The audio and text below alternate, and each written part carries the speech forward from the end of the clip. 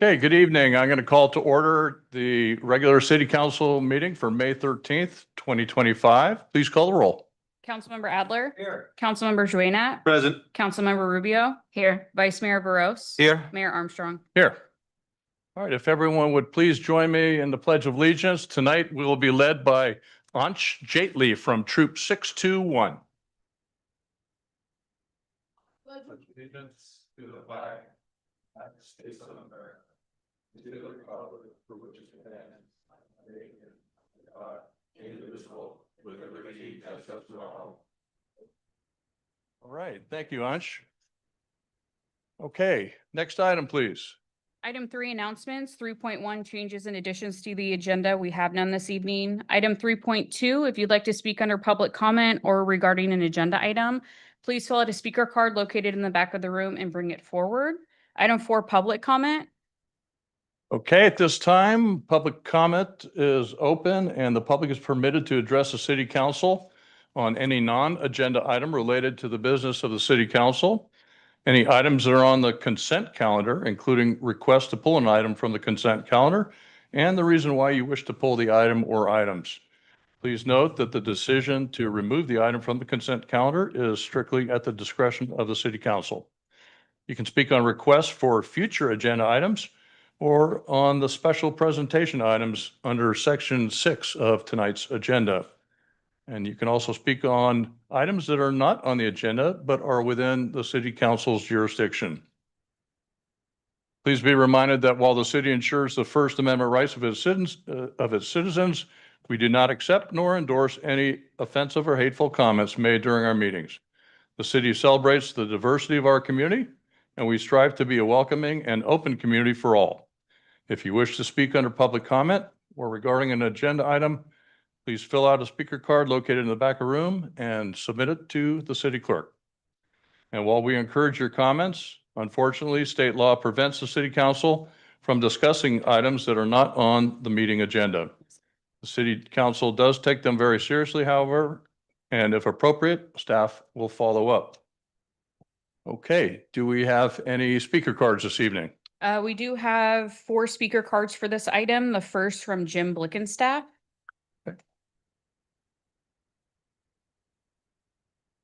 Okay. Evening, Jim. You have 3 minutes. I've heard that before.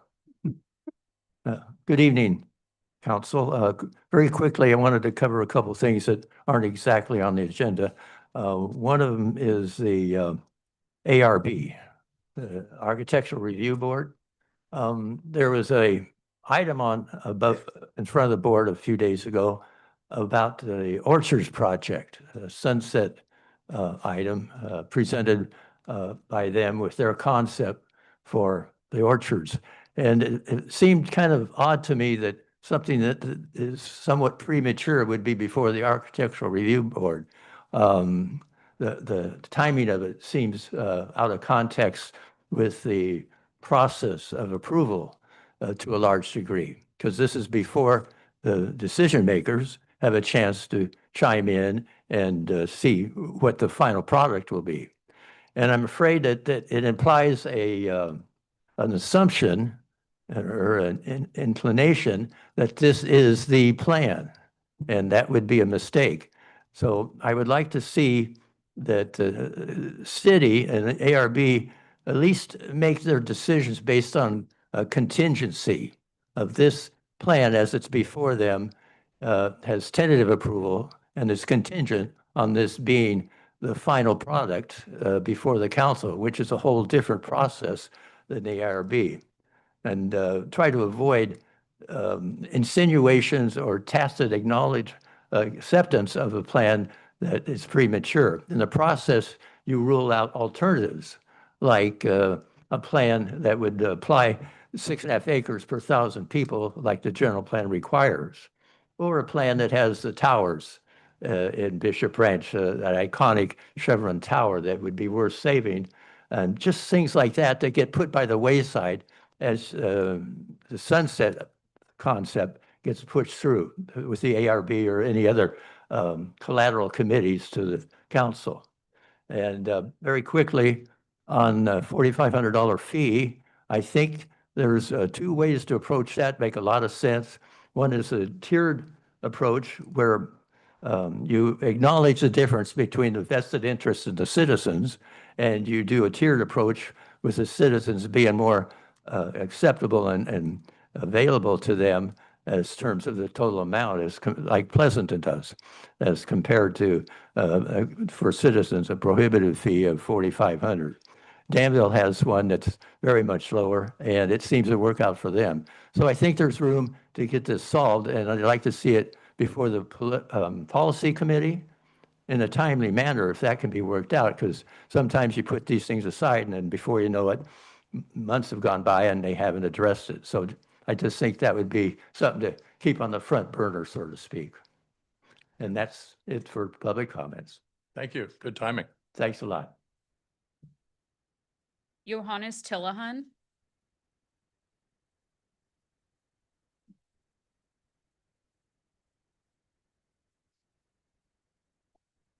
How you doing, Mr. Mayor?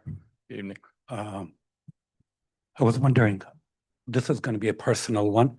I was hoping that the room would be empty, but for some reason it's full. The one day I wanted it to be empty because it's very personal for me. I was going to put this one under the one of the subjects. This is regarding the real estate, the planning, but it's very personal to me, so I decided to put it under the public comments. And this is about the last meeting that we've had.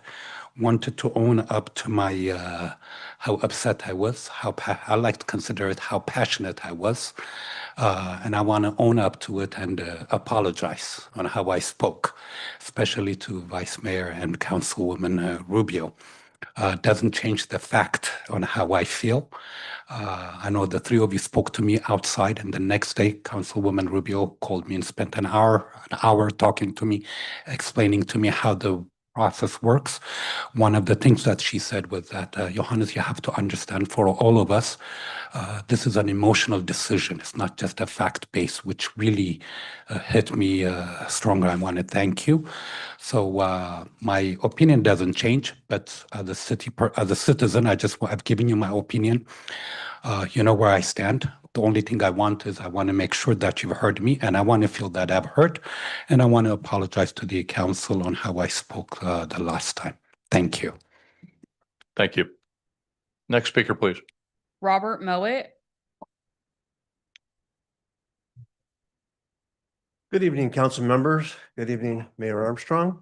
Evening. My name is Robert Mowat. I've been a resident of Danville for 24 years. I've been a resident currently now of Alamo for 7 years. I serve on the Alamo Municipal Advisory Commission. We call it the Alamo MAC. Recently, we were talking at the Alamo MAC about tree planting within our city.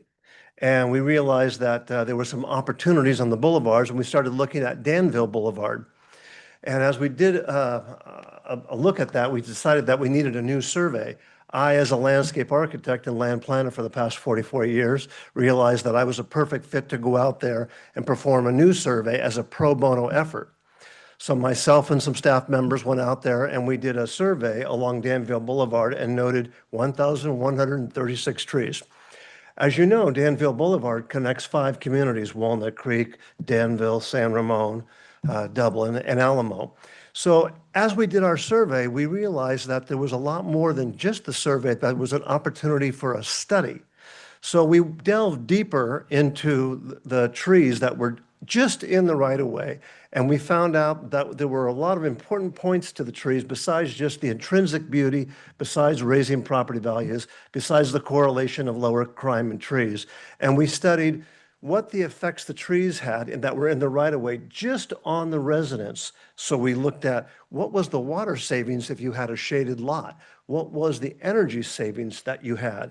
What was the amount of oxygen produced? And we found out that the study found that there was 2.7% of the population was served with oxygen from just those trees, not trees in private yards, not open spaces, not parks, just those 1,100 trees. We looked at other things like the flora and fauna and how many species and how many, we looked at air and water quality. We looked at so many different things and we put it into a study. And so I'm here before you tonight I'm going to provide 2 copies. I'll give them to the clerk. I'd like you to take a look at them. I'm hoping that this will be a motivation or hopefully an inspiration for somebody either on staff or in the community to do a pro bono effort for your city, whether it be a shared open community space, whether it be a health and mental issue that needs addressing, maybe it's a housing issue, possibly fire and police, but it shows what one person can do. And Candace Anderson's office was supportive of this study, and we got money devoted to do further tree planting in our community. Your city has done a great job of landscaping San Ramon Valley Boulevard. Little light on trees downtown at the intersection there with the gas stations, but otherwise well done. So this could be a starting point for something else in your city. So if you'd like more copies, happy to get them to you. A digital copy, happy to get them to you. I'll give these 2 to the city clerk. Thanks very much. Thank you, Robert. Okay, next speaker, please. Thank you. Sharad Kathrani.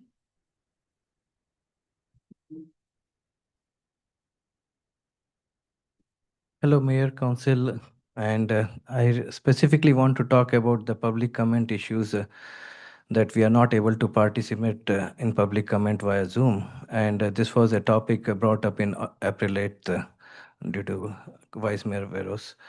And in that, we specifically had, everybody had a fear of Zoom bombing, but there was never an incident. In fact, Mayor Hughes highlighted about anti-Chinese, anti-Indian. Can you highlight when did it happen? Because I watched all the videos for the 3.5 years. I didn't find any of those.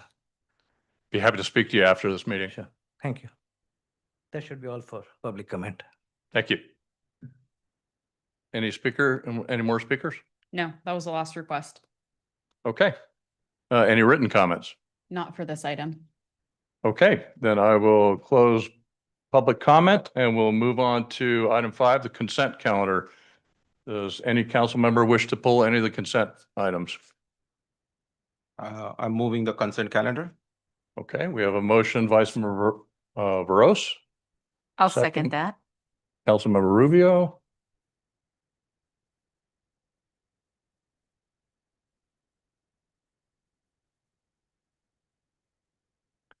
Okay, motion is approved, 5-0, and we will move on now. What is the next item? Is the item 6, special presentation, 6.1, recognition of Santa Ramon iQuest 2024-25 interns, presentation by Megan O'Donohue, Human Resources Manager. Okay, good evening, Megan. Good evening, Mayor, Vice Mayor, and council members. I'm very pleased to be presenting our 2024-2025 iQuest intern class to you this evening. The iQuest internship program with the city allows high school seniors from our local high schools to intern with the city and learn a bit about a potential career path while also giving back to our community. So I'm going to read you a little bit about what each of them did, and then we have some certificates for them to come up. So maybe what I'll do is they're kind of bundled by department and division. So I'll read to you about each of them, and then we can give their certificates out to them as we go so that we can attach a name to the certificate. So we had 4 total interns in the Public Works Department. 2 of those were in Public Services. Chase Matos and Logan Hicks. During their internship, Chase and Logan provided valuable support to the Public Services Division. Their contributions included assisting with budget development worksheets, developing annual contractor increases, developing a plan for transitioning mobile device management software, and supporting record retention efforts by digitizing safety and training files. Throughout their internships, they were also exposed to key departmental operations such as budget management and front office administration, helping them build practical skills for their future careers. Both Chase and Logan aspire to pursue careers in business, and their experience with the city has helped prepare them for professional success. In the fall, Logan will attend the University of Oregon, and Chase will attend a local community college with plans of transferring to a 4-year college. So if Chase and Logan want to come on up, I'll give you your certificate.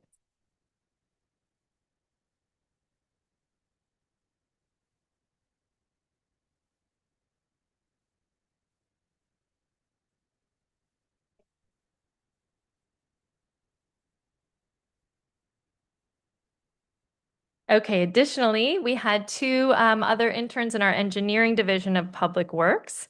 Those interns were Akemi Kuniyoshi and Alexander Ree. During their internship with the engineering division, Akemi and Alex performed calculations and checked maps for accuracy. They also assisted in the technical review of plot plans for City Village and improvement plans for the Iron Horse Village and Woodside Canyon residential projects. Akemi and Alex learned how to use AutoCAD and created drawings that the city will use for its engineering standard details. They also analyzed traffic safety concerns and provided recommendations and drafted responses to residents' concerns about traffic safety and did graphic designs for future trail signs to be used in the city. Finally, Akemi and Alex assisted staff in performing surveys in the field to locate property lines at Forest Home Farms. Kemi is interested in a career as a civil engineer, and Alex is interested in a career as a chemical engineer. So if Akemi and Alex want to come on up, I'll give you your certificates.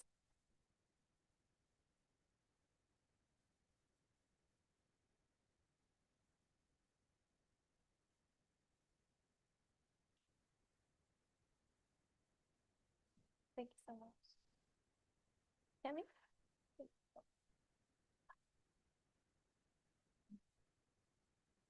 Okay, our final two interns were in the Community Development Department. In the Planning Division, we had Suhaila Julka. During her internship, Suhaila assisted the Planning Division in preparing project permit tracking spreadsheets, researching planning and housing policy, document filing and scanning, and noticing preparation. She visited construction sites and attended architectural review board meetings, shadowed planners at the zoning center, and helped prepare mapping information for new housing units. In the fall, Suhaila will attend the University of California, Merced, studying business with a strong interest in landscape architecture. So Suhaila, if you want to come on up.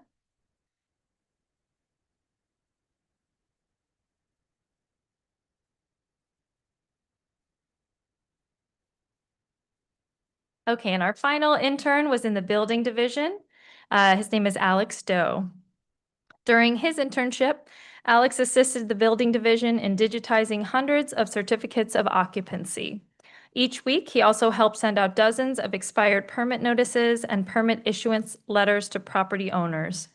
As part of his experience, Alex joined inspectors on inspections to observe construction in progress and visited a structural engineering firm to learn how projects are prepared for permitting. This fall, he will attend the University of Illinois at Urbana-Champaign to study aerospace engineering. So Alex, if you want to come on up.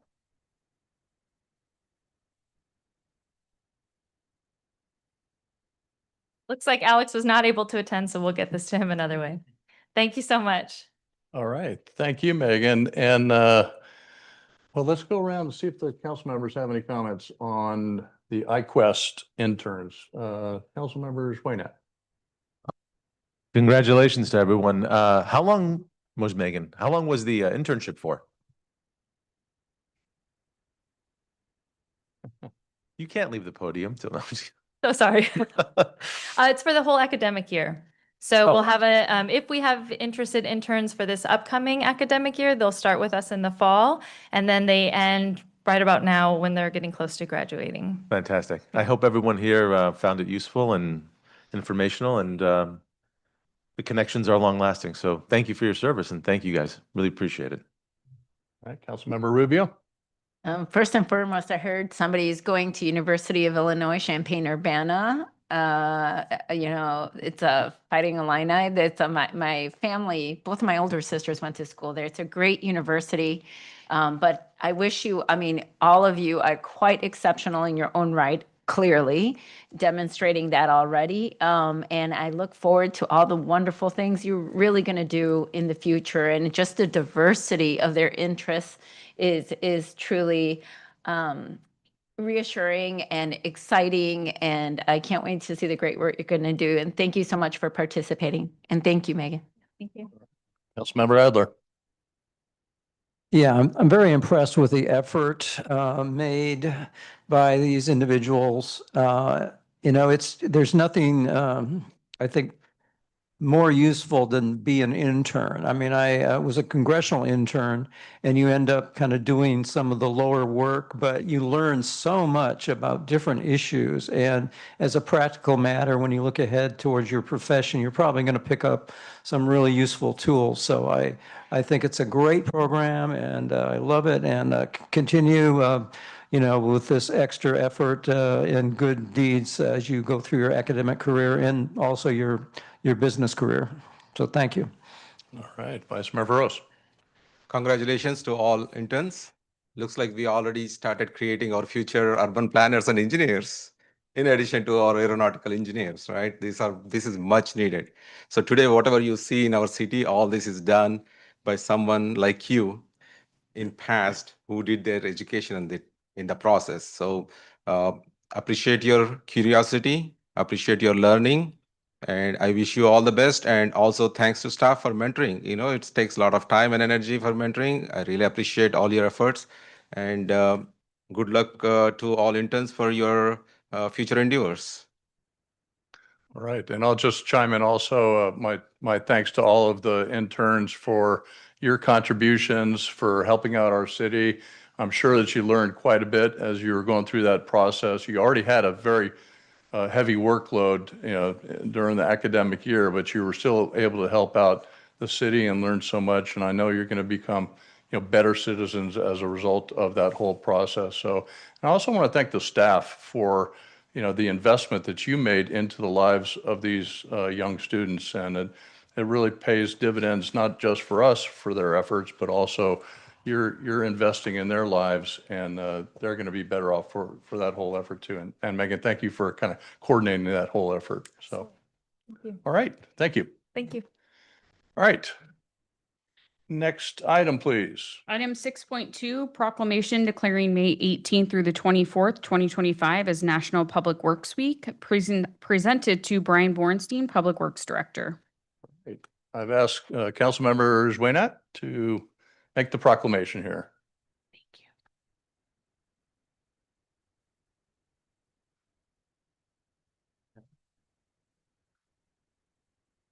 If I could have the rest of the staff come down and join Brian as well. Come on, guys. Every Public Works staff member, we know who you are. Or Public Works wannabe. I know the iPhone camera these days have a wide zoom lens, so we could all fit right in.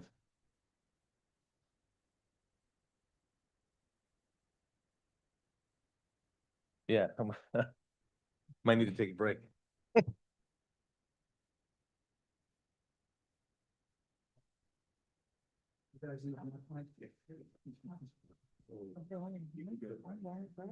Okay. One here, Brian? A proclamation of the City Council of City San Ramon declaring May 18th to May 24th, 2025 as National Public Works Week. Whereas public works professionals focus on infrastructure, facilities, and services that are of vital importance to sustainable and resilient communities and to the public health, high quality of life, and well-being of the citizens of the City of San Ramon.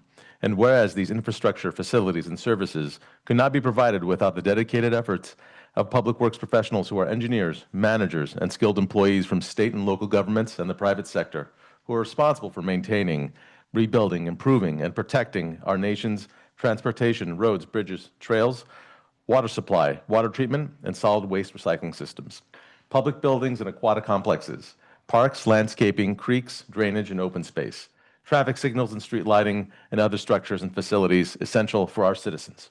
And whereas it is in the public interest for the citizens, civic leaders, and children in the city of San Ramon to gain knowledge of and to maintain a progressive interest and understanding of the importance of public works and public works programs in their respective communities.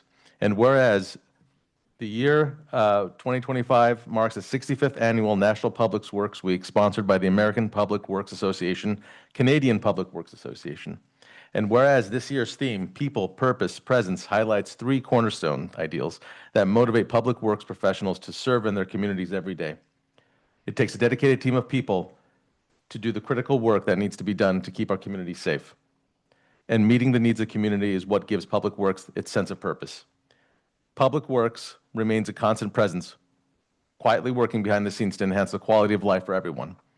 And whereas Public Works makes communities safer, more vibrant, and better places to live, whether serving as first responders, restoring power during outages, providing regular waste collection, ensuring roads and sidewalks are passable after floods or high winds, responding to utility ruptures and emergency lane closures, keeping over 100 traffic signals operational during outages, clearing down trees and debris, repairing potholes, maintaining the storm drainage system in preparation for winter storms, or managing facility and aquatic operations. Public Works is always there when people need them.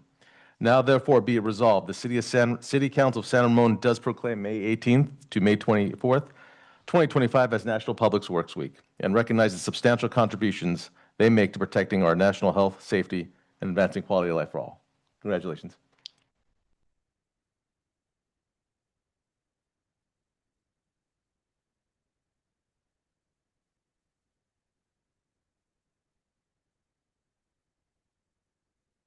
Yes.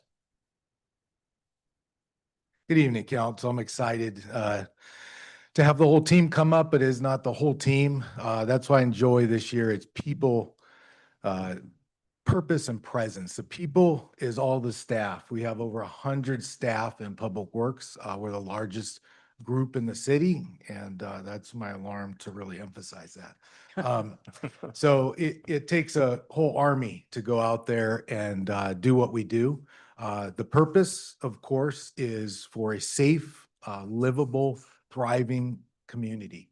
What that entails with the Public Works is basically designing, building, operating, maintaining all of the infrastructure. That is 17 facilities, a couple of aquatic pools, community centers, City Hall here, and a number of other things such as the safety complex that just opened up last year. We had a groundbreaking there. It includes 64 parks, which is amazing. I found out the other day, I think Concord has like 30, about half that much, and they're larger size than the city. Someone from Concord had mentioned that.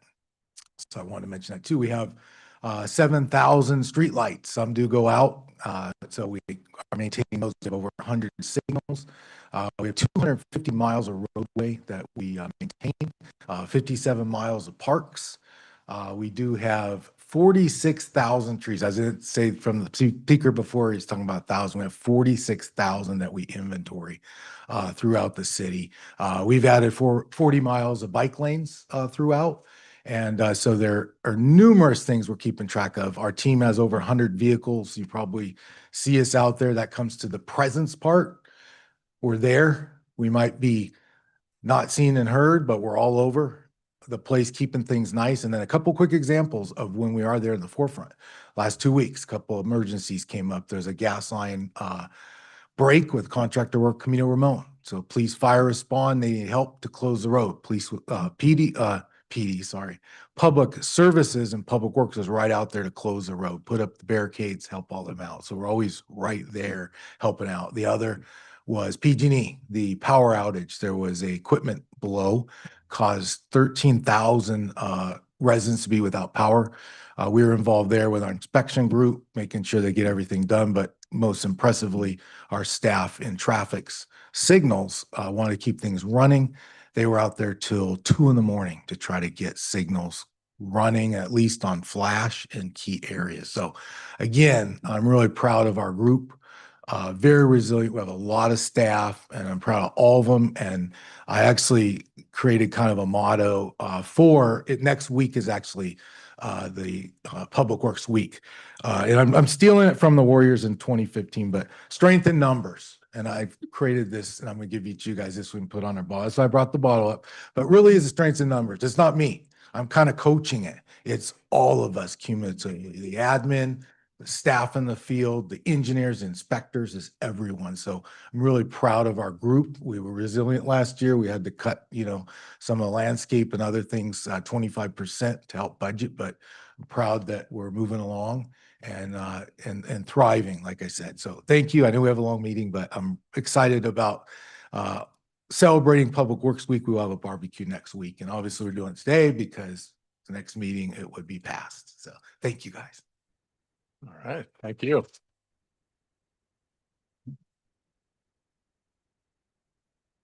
All right, thank you, Brian.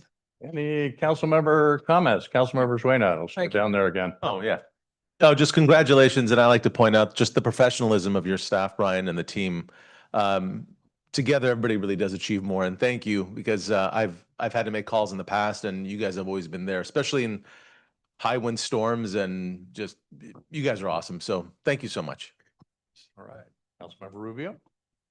Well, obviously, I echo the same. You have done a fascinating job with your team. I see it in the infrastructure committee and get to hear all the great work you're doing every year so far. And I'm just really grateful because it's a big essential part of our quality of life here in San Ramon. I think a lot of people, we take that for granted. We walk out the door and we're like, oh, it's just beautiful as always. But that took a lot of people to be behind that and make it happen. So thank you for keep maintaining the city in the way capacity you do.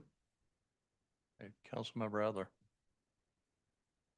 Yeah, I want to echo that. I was also a resident that had the power outage last week, so I know you guys are up late and taking care of that and correcting the problem. But I know one thing that I've been impressed with since I've been on the council is the staff that I've been dealing with and their knowledge and helpfulness on a lot of issues, including public works. So anyway, thanks also for all you do and your staff does all the time.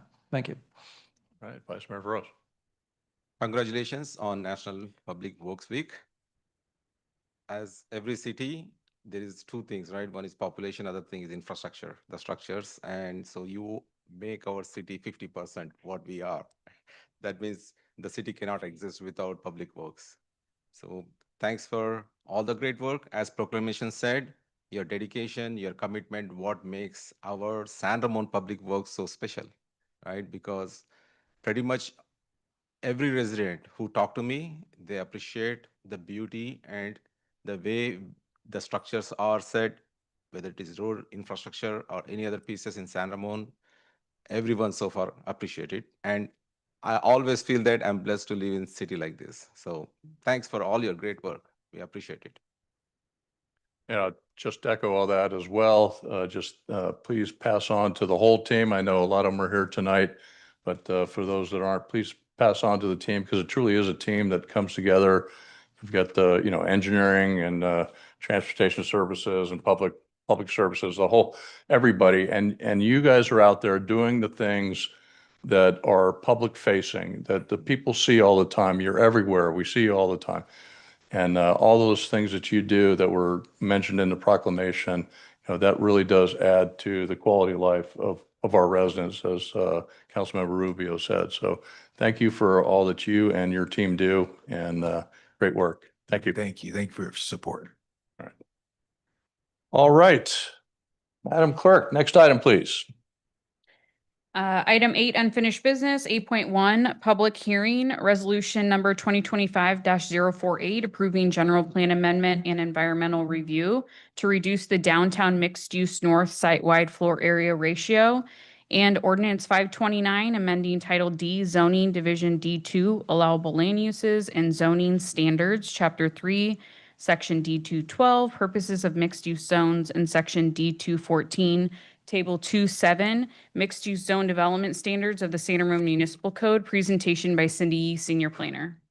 All right. Good evening, Cindy. Okay, thank you. That was a long introduction. Thank you for the opportunity this evening to present our third public hearing on this item.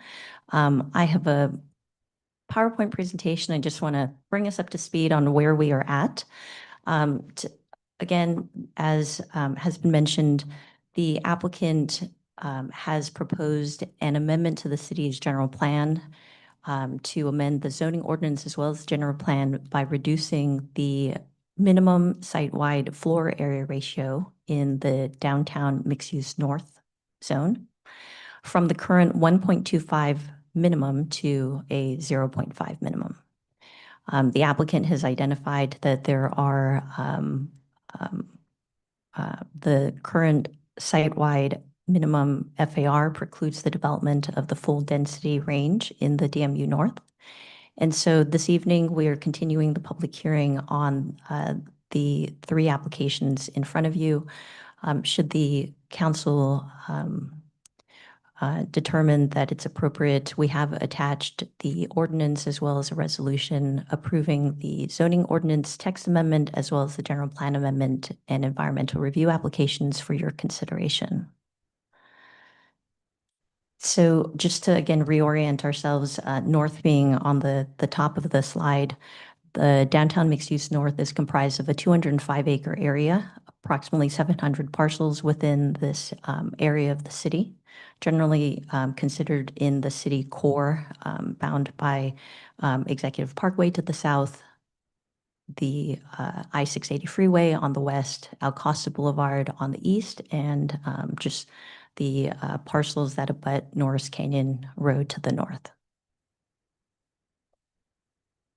So prior to General Plan 2040 being adopted in 2023, the city had no minimum site-wide floor area ratios.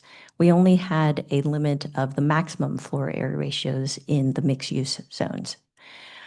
With the adoption of the General Plan 2040, that increased the minimum floor area ratios that are in that DMU North zone from what used to be 0 in that district to 1.25. Prior to that, the maximum that could be proposed for floor area ratios was 0.7, and then in the city center mixed use area, 1.35. So there was never a minimum site-wide FAR, only a maximum. And so with General Plan 2040, 4 new mixed-use zones were approved, and they now have ranges of a minimum site-wide FAR and a maximum site-wide FAR. Some of those are 0.7 in the more traditional mixed-use zones, and then in the downtown area, 1.25 as the minimum. And so just to kind of orient ourselves again, north being now on the left side of your screen. DMU North includes parcels labeled BR11, BR9, the Eden property, BR7, BR8, BR12, and then the new Summerhill development, as well as BR15 that abuts Al Costa Boulevard. And so this overlay just shows you where that DMU North is in relation to those projects that I've identified. So this is the current range for minimum FAR, 1.25 to 2.75. The proposed change would be 0.5 to 2.75, the upper limit staying the same, but the lower limit being amended from 1.25 to 0.5. Next to DMU North, so to the south of DMU North, is the city center mixed-use zoning district, and that currently has a range of 0 to up to 1.35 as the maximum. And then south of city center mixed use, you have the DMU South, also with the same range as DMU North, currently proposes 1.25, currently 1.25 to 2.75, and we have an active application for an amendment to that district as well. Then to the north of DMU North, you also have this newly created zone, the mixed-use residential emphasis. That range continues to be 0.7 to 2. And then in 2 areas within the city core area, you have the community commercial district, which is your traditional retail shopping districts. Those do not have a minimum site-wide floor area ratio. They only have a maximum site-wide floor area ratio of 0.35. And so you can see there's a range of FARs within just the city core itself. And the proposed changes currently in front of you is just related to the DMU North at 0.5 to 0.275 as the proposed range. So in our previous meetings, we've discussed what the potential impact is going to be for changing the minimum floor area ratio to 0.5. And we've talked about the ability of with the change to the site-wide FAR to facilitate more affordable housing. So just some quick bullet points on how does this FAR change do that? So by amending the FAR range, it allows for an increase in the number of very low and low income units at a deeper affordability. So rather than getting potentially very low, low and moderate income units, there's an opportunity to create additional very low and low income units at a deeper affordability. There's also the ability to provide these units in apartment rental units, which have the opportunity to serve a greater number of individuals over a longer period of time. And so typically, these rental apartments will be either 55 years or potentially in perpetuity, depending on who the operator of these apartment units are. But over a longer period of time, you see typically turnover in rental more than you typically do in a for sale unit. All affordable complexes also will generally offer on-site support services to residents. Those can be educational facilities on site, case management, childcare services, financial education. There's also the ability to maintain a monthly rental housing cost that stays fixed, as opposed to with for sale or units that are owned. There are generally maintenance costs that can oftentimes be difficult for a affordable household to budget for. There's also things like homeowners association increases or insurance increases that these homeowners typically are faced with that can sometimes be unpredictable. So in the long term, having those fixed housing costs has the opportunity to lead to future homeownership by being able to save your savings to then ultimately go towards hopefully purchasing a home in the future. Also, just keep in mind that the decreasing the minimum FAR to 0.5 does not prohibit construction at the intensity that the general plan allows. The range still allows for a maximum of 2.75. And so should a property owner be interested in developing at a higher intensity, there is that ability to do that. Now, if the FAR remains unchanged, the 1.25 minimum, as we've talked about, has the potential to continue to be a barrier to development.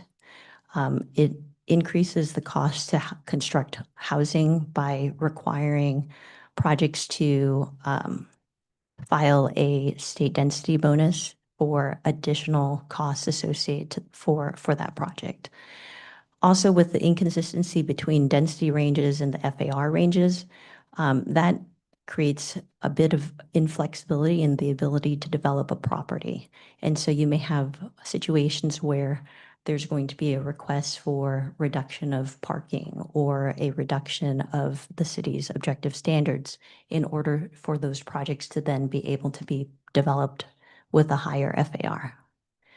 So ultimately, fewer units are going to be available with the reduction of the FAR change based on the applicant's proposals to provide affordable units at designated parcels. There will ultimately increase the units available in that development. But if the FAR remains unchanged, they'll continue to develop the projects that have already been approved with the lower number of units. And so the findings for the zoning ordinance changes as well as general plan changes were presented to the Planning Commission. Based on the Planning Commission's conclusions, they have recommended approving the project with the reduction to the 0.5 FAR minimum.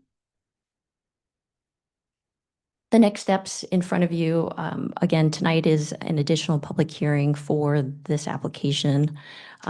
Should the council provide direction to adopt the ordinance, there are steps that we'll take to make sure that the ordinance is posted and effective 30 days after the adoption. And so that concludes my presentation.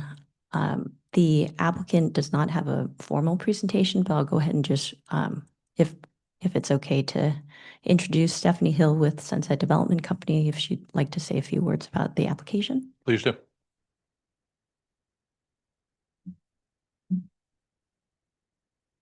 Evening, Stephanie. Good evening, Mayor Armstrong and council members. On behalf of Sunset Development, I'm Stephanie Hill. I'm here tonight to request a reduction in the minimum FAR in the DMU North Zone to support a more feasible and impactful affordable housing proposal. The DMU North Zone includes two conflicting standards, a density of 20 to 60 units per acre and a minimum FAR of 1.25. The 1.25 FAR effectively requires a 5-story building, which conflicts with the community's vision for a mix of housing types within DMU North. Residential development is generally evaluated by unit count, not by floor area. The State of California's Regional Housing Needs Assessment, the RHNA, and the City of San Ramon's housing element both base housing policy and site capacity on the number of homes, not the amount of square footage.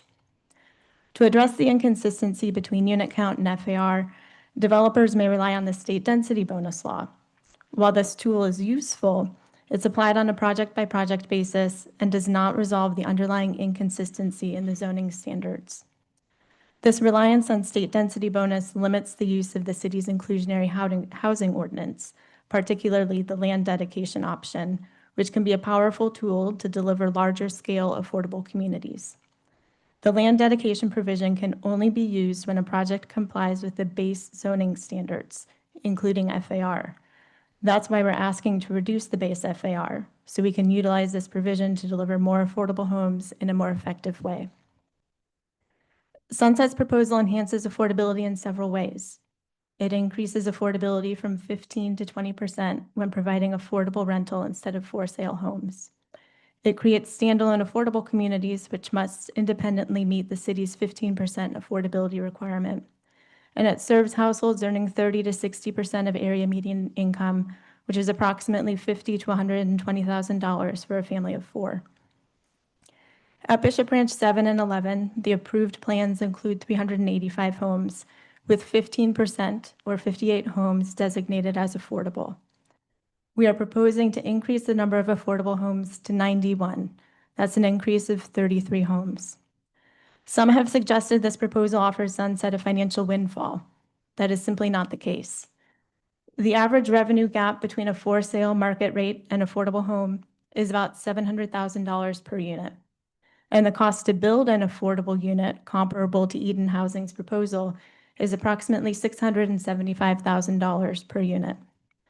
So while the value of the approved for-sale affordable homes is around $40 million, the cost of delivering 91 units is closer to $60 million. The $20 million gap is covered through access to federal and state tax credits. We heard concerns about integrating affordable housing into existing neighborhoods. Our model follows a proven Bay Area approach, standalone rental communities adjacent to for-sale market rate homes, ensuring a strong sense of place and long-term integration. 3 affordable communities are currently planned within Bishop Ranch. 1 adjacent to Bishop Ranch 7, Bartlett, which is the Eden proposal. 1 within Bishop Ranch 8, a residential neighborhood, and 1 within Chevron Park, also known as Orchards redevelopment. The first community adjacent to Bartlett on Camino Ramon will be developed, owned, and operated by Eden Housing, an award-winning nonprofit with 55 years of experience. Their communities offer extensive resident services, including but not limited to scholarships to pursue higher education, financial literacy programs, technology access and training, and parenting and employment support. Research shows that integrating affordable housing into resource-rich communities like San Ramon leads to better educational outcomes and improved health for residents. Well-designed and well-managed affordable communities can enhance neighborhood value. We've also heard concerns about providing rental rather than ownership housing. While we understand the desire for wealth-building opportunities, it's important to note that affordable housing is about access and stability. Homeownership carries additional costs, including down payments, HOA dues, and maintenance costs. Affordable rental homes serve lower-income households and are income verified annually, ensuring ongoing benefit to those who need it most. In contrast, buyers of affordable for-sale homes are only income qualified once at the time of purchase. Our current proposals respond to the current economic realities by focusing on a smaller, high-quality office footprint while meeting state housing mandates. These efforts are not about windfall profits or cashing out. They reflect a continued long-term commitment to this community. We are committed to building housing quickly, responsibly, and in a way that reflects San Ramon's values. Tonight, we respectfully ask the council to consider reducing the minimum FAR in the DME North Zone. This change resolves zoning inconsistencies, expands access to deeply affordable homes, and advances San Ramon's housing goals. Thank you. I'm available to answer any questions. Okay, thank you, Stephanie. All right, council, it's our time to ask clarifying questions. Just kind of a reminder, as was introduced, this is the third of 3 public hearings before the city council on this. Actually, this is probably this is the 7th meeting overall. We had a joint meeting as well some time ago. We had the planning commission had 3 meetings as well. So let's keep this focused on the fact that this is an administrative change. This is about it's a policy change. This is not any kind of a new entitlement. And this is basically the same as we saw from the very beginning back in February when we first saw this. So we're not deciding on any specific projects or development proposals this evening. This is more just this policy change. Anything that would be a change to a development application that's already been submitted, or any future developments, that'll all work through the normal planning commission process in the future. Okay, so do we have any questions about the proposal to reduce the minimum FAR from 1.25 to 0.5? And I will turn to my right. Any questions? No, ma'am. Okay. On my left. All my questions were answered in the last meeting, so I'm good. Okay. All right. Then, and I have no, Councilmember Adler, anything? Well, maybe this isn't meeting the criteria, but I visually, if you were compare to the former standards to the current ones that you're proposing, what would you see visually walking in that area that was different? You know, if you had 2 areas with different, the higher floor ratio and the lower, what would you see as a person just walking in that area that was different if you were comparing the 2 visually? Is the question related to the change from 0.5 to 1.25? Yeah. Okay. So, and Stephanie Hill might be able to address the different FAR ratios that currently exist on site. And so she can tell you the difference, at least in Bishop Ranch, what one versus the other would look like. Sorry.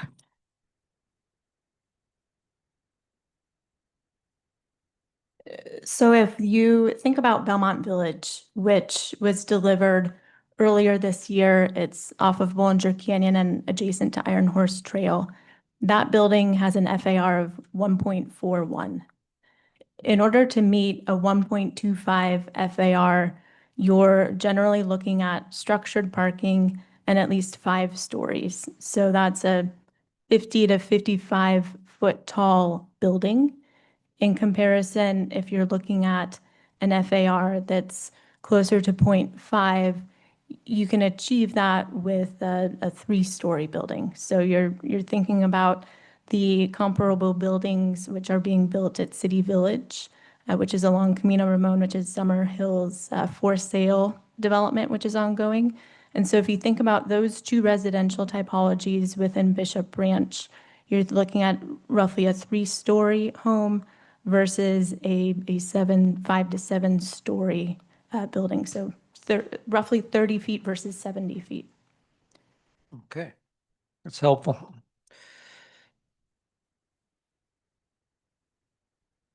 I just wanted to visually, because I'm a visual guy, just kind of imagine what it's going to look like.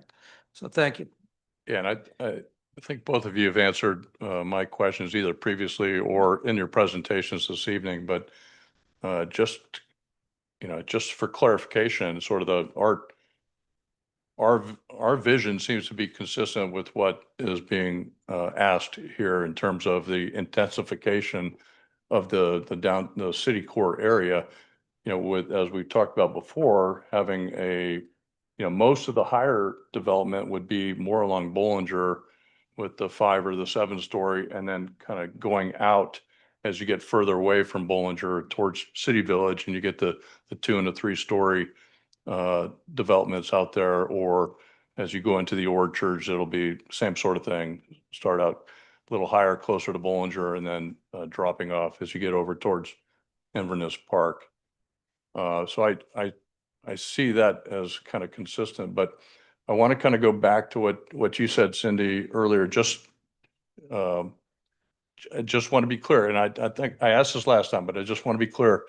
When we originally approved the general plan, this was a new element and a new concept in there to have an FAR minimum for this area. Now it is by definition a mixed use area, but what the projects that have been coming forward have been 100% residential. And so I just want to make sure I understand that we didn't have kind of a residential standard with FAR in the past. It's really been the 20 to 60 dwelling units per acre. And now we have this thing in our general plan, and it's basically limiting the ability to give flexibility to kind of meet our longer term vision. Am I seeing that correctly? Yeah, that's correct. And I know at the second meeting, we discussed the reasons why the change from what used to be 0 to 1.25, and kind of went through the history of the general plan advisory committee and all the different conversations that we've had through that public hearing process with the general plan update, and ultimately settled at 1.25 as being the starting point that that was decided for General Plan 2040. But that because of the density range established at 20 to 60 dwelling units per acre, there is a disconnect between the density range and the FAR range. And so it doesn't, again, preclude the ability for more intensification. It also doesn't preclude the city from being able to meet our RHNA objectives. But ultimately, because of that disconnect, each project that we've processed in the DMU North has had to come with a state density bonus application to request that exception to the FAR. Okay. All right. Thank you.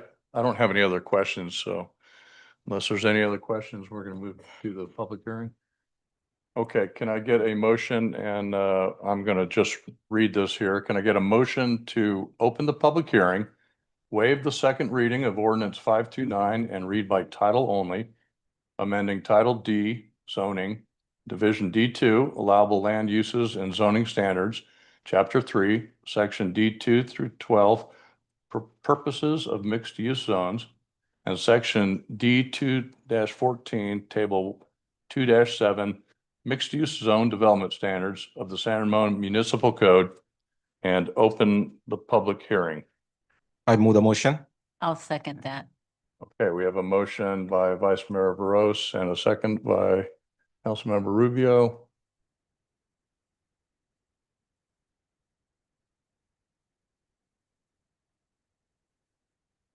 Okay, the public hearing is now open, and do we have any speaker cards? I do have 2 speaker cards for this item. The first from Sharad Kathrani. Okay.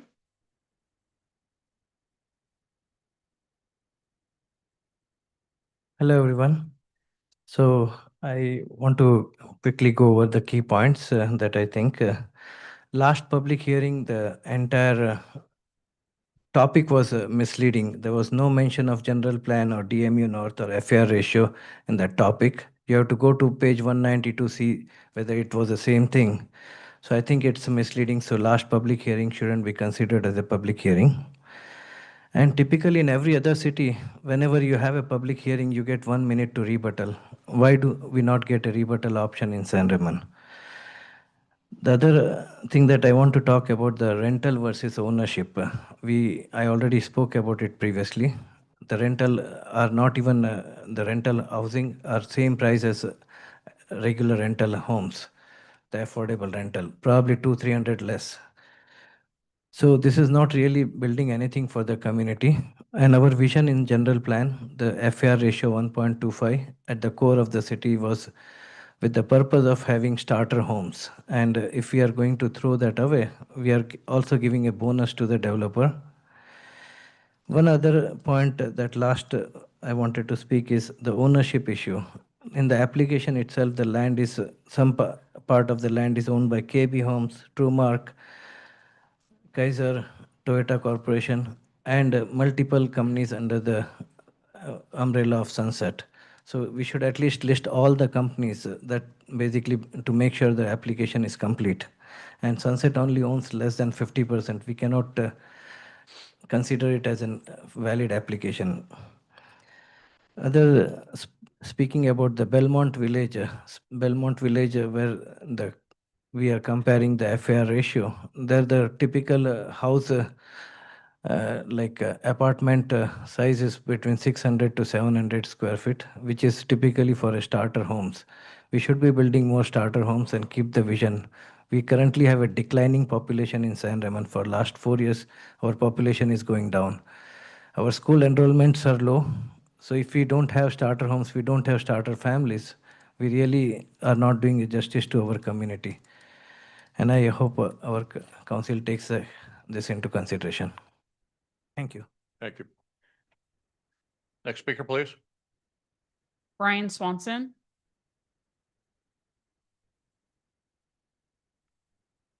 Good evening, council members. My name is Brian Swanson. I live in Twin Creek South, and unfortunately, even given my proximity to, I do not visit City Center very often. City Center has nothing to offer me. A $12 double scoop ice cream cone doesn't go down the hatch very well for me.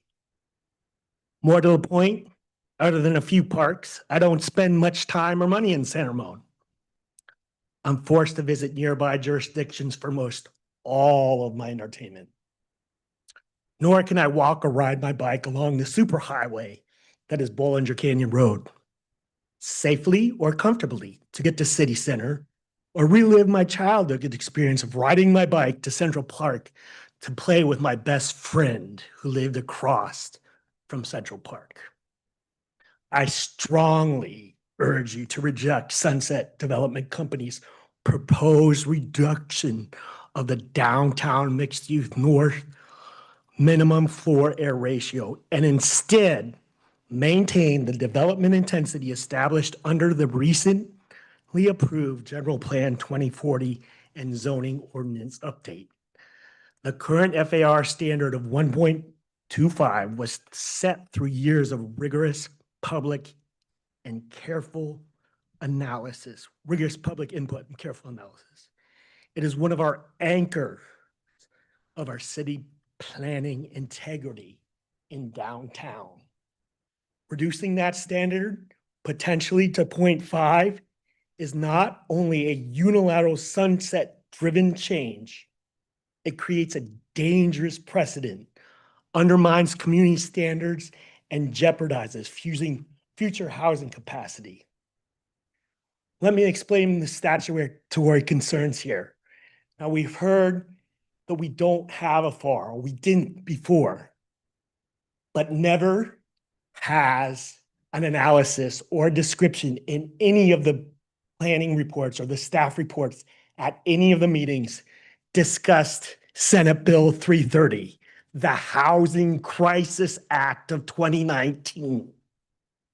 Local jurisdictions are prohibited from reducing residential development capacity below the level set on January 1st, 2018, unless there are proper compensatory measures such as upzoning elsewhere. Well, the December 2023 zoning update increased the maximum FAR from 0.7 to 2.7, establishing a broader range for development. This measure also set a floor at 1.25. Even if the maximum remains high, lowering the minimum effectively reduces our housing baseline, not to mention the intensity of development that supports transit-oriented development or the vision approved for the remainder of downtown under the City Walk Master Plan. Furthermore, this zone will include many developments that make up the city's housing element inventory. If you approve this reduction and it actually results, because that's what we're talking about, zoning, not development. There's nothing in front of us regarding anything tangible. All this talk about affordability is not right. Not right. We're talking about the underlying zoning. Any commitments, services, that's all just garbage talk, gobbledygook, false commitments. We're not talking about that. Okay, Brian, Furthermore, you need to wrap it up, please. Furthermore, this zone will include I must also address significant procedural and transparency failures. I was not provided with a 72-hour notice for the first city council hearing on this issue on April 8th. And despite my inquiries and emailed assurances from Councilmember Rubio that the city manager would address my concerns, he has yet to follow through. He has never contacted me regarding this issue. But even more concerning, the hearing on this item the night preceded as if nothing was wrong, that everything was procedurally sound. Brian, I need you to wrap it up, please. The city has thumbed its nose at government section code. That night, previously, and continues to do so at breakneck frequency. More to the point, during this past November's election, the city used city resources, funds, and staff time to develop, print, and distribute pro-voter propaganda on Measure N through its city report newsletter. All right. Thank Similarly, you. Thank you, Brian. Appreciate it. Vice Mayor Burrows blatantly used the city seal in his title. All right, Brian, I'm going to have to cut you off there. In his voter propaganda, implying that he was endorsed by Madam Clerk, do we have another speaker? And then he distributed his Okay, can I propaganda get to a motion to voters. close the public comment? Do not reside in his district, Okay, Brian. and so cannot vote for him. Brian, I've got to ask you to stop, please. There is nothing. Thank you. Don't let the perversion continue. Okay. If any other written comments or speaker cards? That was the last speaker card, and the written comment was received from Brian Swanson as well. Okay. All right. Thank you. Can I get a motion to close the public hearing? I move the motion to close the public hearing. Okay, we have a motion by Vice Mayor Veros, And I'll second that. second Councilmember Rubio.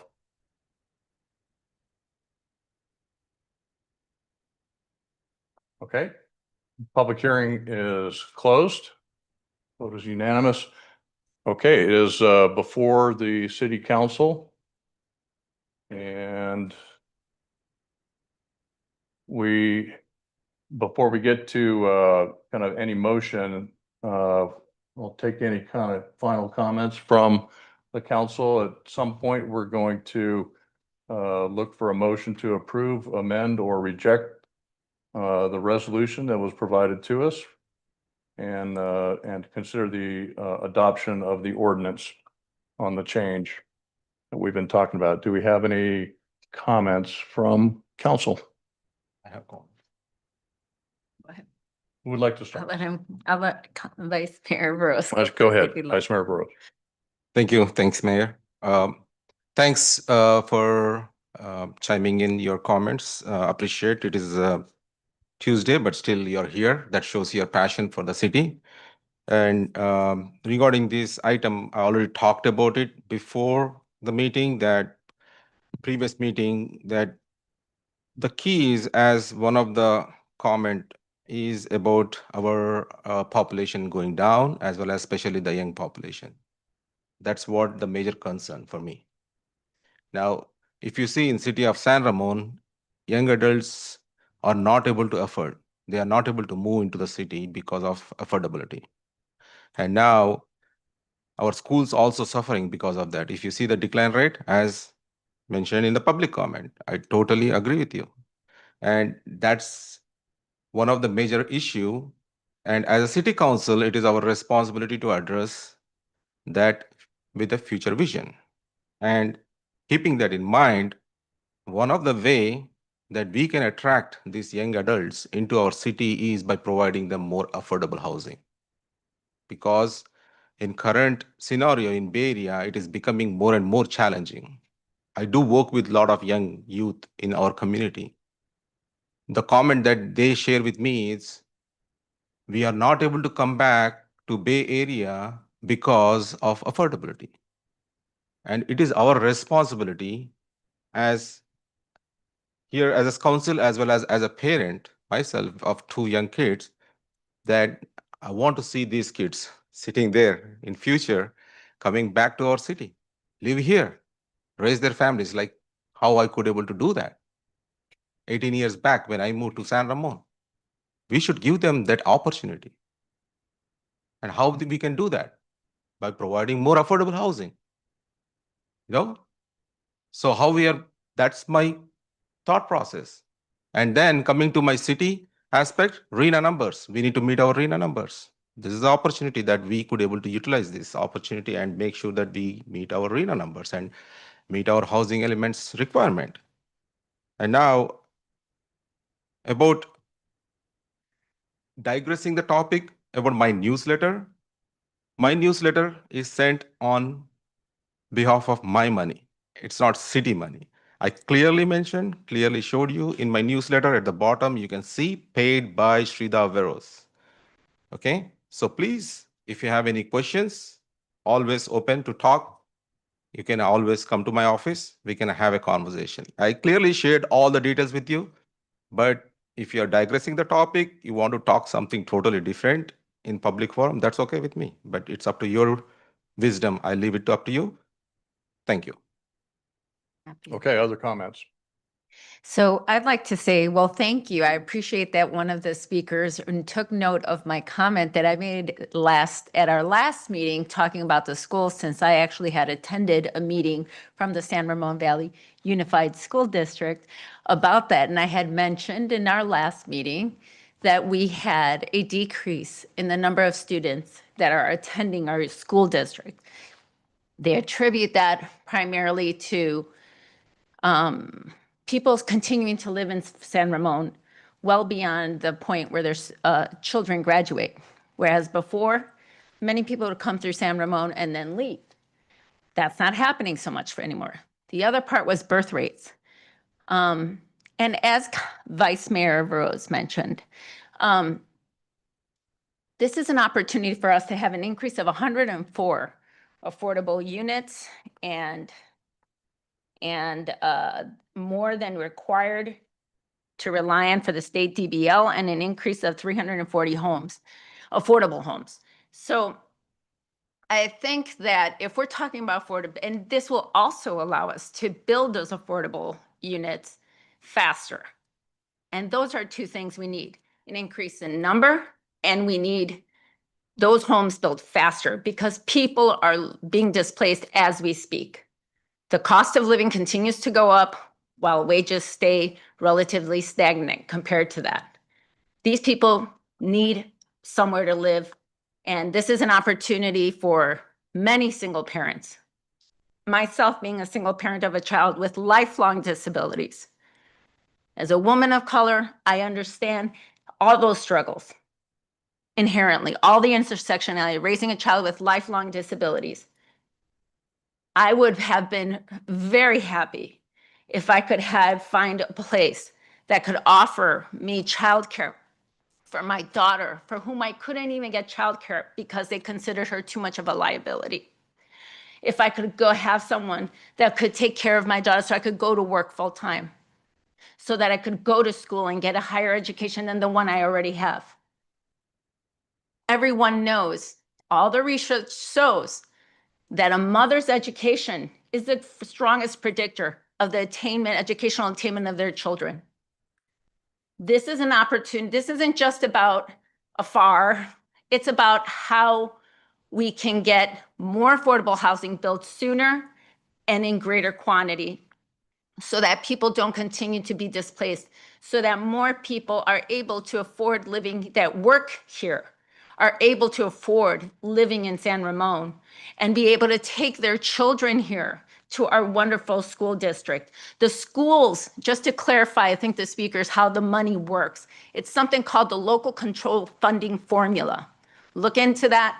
It's what determines how much money a school district is going to get. That's what I was referring to in our last meeting. So I'm glad some people were paying attention to that.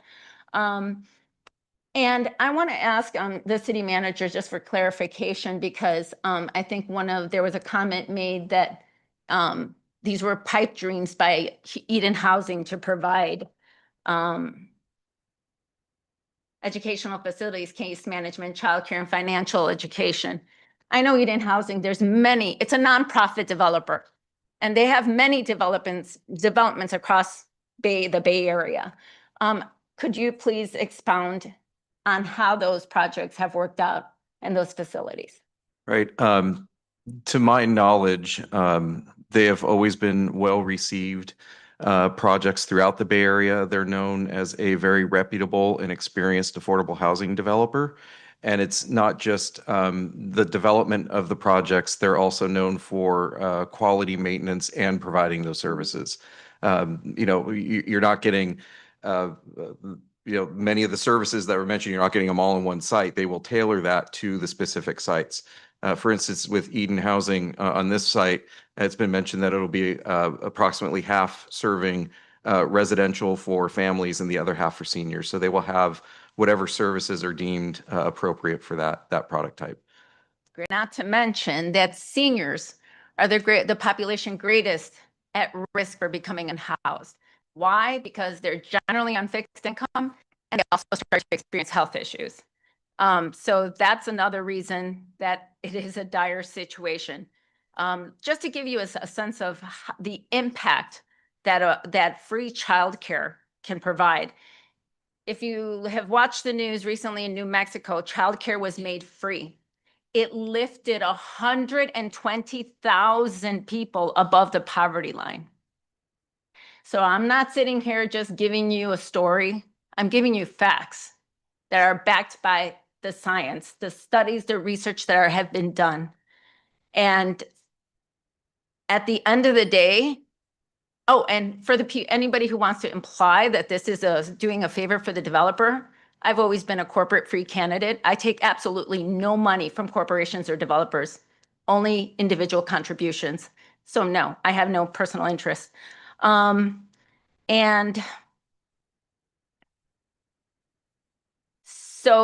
another thing is that for also these families who may or may not own a vehicle, they're going to have closer proximity and walkability to those local businesses. And as was mentioned, this allows them an opportunity. This is going to be at the deepest cost, very low and low income. This is going to provide an opportunity for these families to actually have a savings to put a down payment on a home at some day. They can't do that if we don't provide them an opportunity. Let's see. And I just want to make sure, sorry, this is just all of the things I've been thinking through. But at the end of the day, this is about socioeconomic upward mobility, and the science proves it. And it's going to give many families in need an opportunity to enjoy a wonderful life here in San Ramon and give their family an opportunity to thrive. Thank you. Okay, thank you. Councilmember Swayne. Thank you for your comments, everybody. I get it. No one likes change. Nobody does. I live in proximity to DMU North. I live on Norris Canyon, so I see what's going on. The places are empty, and I concur with Vice Mayor Burrows and Councilmember Rubio, and thank you for the background on the mother information, because I wasn't aware of that. But there's a sobering reality that aside from being legal requirements, et cetera, that as a city, we have to progress. We can't continue to look backwards and wish things were staying the same. There's a sobering reality that we're not going to be around for a long time anyway. And we have to continue pushing through and continue bettering our civic environment for the people that will come after us, whether it be in parks, infrastructure, and it is. It's something we have to look at our own selves, our own mortality, and say, you know what? I'm not going to be here in 50, 60 years. So who's going to take over my house? Somebody will, I promise you. And somebody else is going to come in here and do something subjectively probably far worse than what any of you here may think is happening today. I did read Mr. Swanson's email, and I'm going to give it some credence just for a moment here. He puts an argument that the FAR violates SB 330, the Housing Crisis Act of 2019. I rushed home from court today, and I pulled up the government code section. It's right here. I've read it cover to cover. Section 66300B1A prohibits cities from reducing the intensity of land use or reducing housing capacity below what was allowed as of January 1, 2018, unless that capacity is replaced elsewhere. In our case, while the proposal seeks to reduce the minimum FAR from 1.25, the maximum FAR was increased in 2023 from 0.7 to 2.75. The overall buildable potential has not decreased. In fact, the zoning envelope has grown, and residential use remains permitted. There is no court decision or state directive suggesting that changing the minimum FAR while increasing the maximum constitutes an unlawful downzoning under SB 330. The California Department of Housing and Community Development defines downzoning based on the actual loss of housing yield, not just form-based code changes. I want to address a second issue.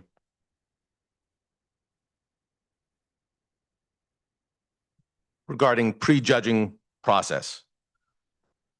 There's a comment that was made that staff reports are prejudged. So let's be clear here. Government code and case law expects staff to provide a recommendation for transparency and record keeping. That's their job. That's the standard practice and does not bind this council's decision in any way. In Chafee versus San Francisco Library Commission, 2005, 134 Calap 4th 109, the court confirmed that staff making a recommendation does not violate due process or public meeting standards. The council retains full discretion and we take responsibility seriously. So, candidly, after researching, I don't really see any legal violation perpetuated here, whether based on case law or based otherwise. Thank you. Okay, thank you. Councilmember Adler. I just wanted to address briefly the below market housing element. As someone, earlier in my life, when my wife and I were first married almost 43 years ago, we didn't have a lot of money. We lived in Palo Alto, and that's very expensive. And similar to where I grew up in Los Altos, I couldn't afford to buy my house that I grew up in. But the below market allows people options, and it brings in young people. It also lets older people stay who maybe have had a career but they don't have the money for a full freestanding house. So I think both ranges, I mean, there's different times in your life. Sometimes you can't afford it. And then later on, you move into more productive years and you're able to afford it. So you do have people moving in and out. So it's not like you have the same people that live in the, this designated area. It's a tool, it's an option for growth in San Ramon because it does allow people, that want to stay here that, maybe wouldn't be able to afford it otherwise. And so we have that young blood, we have those new viewpoints, and those people are welcomed and needed just as people of all ages are needed, that different perspective. So that's just my own personal life as far as my familiarity with below market. We lived there, we moved out, somebody else moved in, we moved to San Ramon, where we could afford the house at the time we moved in 1997. So there's a lot of flux and there's a lot of options. And I think San Ramon definitely needs to have that option, and it'll be good for our future needs of the city. Thank you. Okay, thank you. I just want to thank all of those who, through this series of public hearings that we've had on this issue, have spoken either publicly here at the podium or through emails, written comments, social media. There's been a lot of discussion on this topic. But at some point we have to bring it to a close. I want to thank also the applicant for your clarification in the last public hearing and this public hearing as well, to some of the questions that we had, and also to our staff for bringing this forward with such clarity for us. But at this point, the mayor's the issue is before us, and we need to entertain a motion to either approve, amend, or reject resolution number 2025-048, approving the general plan amendment and environmental review application. The other thing we are considering is, at the same time, is adopting the ordinance 529, amending Title D zoning, Division D2, allowable land uses and zoning standards, Chapter 3, Section D2 through 12, purposes of mixed-use zones, Section D2-14, Table 2-7, mixed-use zone development standards and of the San Ramon Municipal Code. Now, we can break that up into two separate things, the resolution and the ordinance, if anyone desires to do that. Otherwise, we'll take it in one motion. I would like to take in one motion. I will second that as well.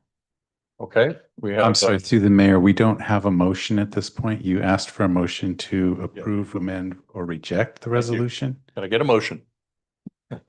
To approve, amend, or reject? I move a motion to approve. And to adopt the ordinance 529. To adopt yes. Okay. And I will second that motion. All right, we have a motion by Vice Mayor Barros and a second by Councilmember Rubio.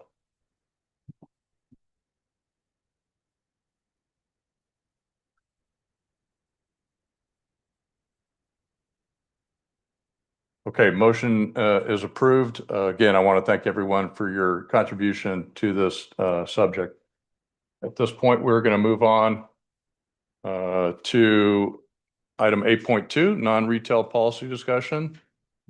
And we have a report by, again, Cindy Yee. Well, thank you very much. I don't have a PowerPoint presentation this evening for this item. This is an item that's returning back to the City Council this evening after your previous discussion in February related to the non-retail policy. Just as a quick background, as we had talked about previously, in the General Plan 2040, we had received direction to amend or consider amending the city's existing non-retail policy. That non-retail policy is in our zoning ordinance. And this evening, what we're looking for is some direction for the city staff to continue to pursue amendments to that ordinance if necessary. The current non-retail policy limits a maximum of 25% non-retail in shopping centers. And as part of the discussion of the general plan, there was a request for the city to evaluate whether or not that policy needed to be updated or amended. And so in the spring of 2024, the city hired a consultant to help with that analysis. They had prepared some attached to your staff report this evening, a report about the impacts of changing that non-retail policy to a higher percentage. Ultimately, the conclusions that were presented to the Planning Commission led the Planning Commission to recommend that the city actually remove the 25% non-retail policy altogether. And so in February, we brought that recommendation to the council's consideration. And the council had requested some additional information for staff to evaluate and provide. And so this evening, that's what we're here for, is to provide the additional information that was requested, both on engaging the business community as well as to evaluate increasing that non-retail policy instead of just 35 and 45%, also evaluate what 55 and 75% would look like. And so the conclusions from the analysis that was done for the increasing the 55 and 75% really has a minimal impact in terms of the sales tax changes. It also reduces the vacancy rate in our shopping centers because it backfills some of those vacancies with additional businesses. Although they might be non-retail businesses, they sometimes do generate a amount of retail sales tax, but also, more importantly, increase vibrancy within that center by creating additional foot traffic. We did also, in the second part of our staff's review, is to engage the San Ramon Chamber of Commerce to ask for their assistance in outreach to the business community. And I'm actually happy to introduce this evening Danielle Cook, the president of the Chamber of Commerce, who's going to provide a presentation of the survey that they assisted the city with and conducted with their membership. So I'm going to just take a quick moment here to pull up their presentation and turn it over to Danielle.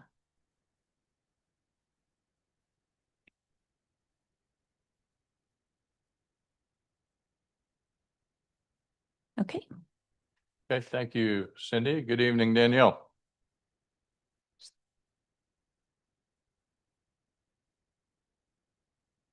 Hi, everybody. Thank you so much for having us this evening. We really appreciate also being invited to participate in this discussion. Our Public Policy Committee was actually established in 2022 with the goal of building a stronger relationship with the city and to be a voice for our members. So we appreciate this. I can hit the right one. Haha, there we go. So as Cindy mentioned, the City Council sought feedback from the Chamber of Commerce and the business community on during the February 11th meeting, where we were asked to conduct a survey of our members. So the goals of the survey were to gather input from businesses, in particular small businesses, regarding their experience, to evaluate the impact of the city's current 25% cap on local businesses, and consider its effect on attracting and retaining tenants. We also hope to identify ways to incentivize and reinvestment in retail properties and support all shopping centers in fostering foot traffic and vibrancy.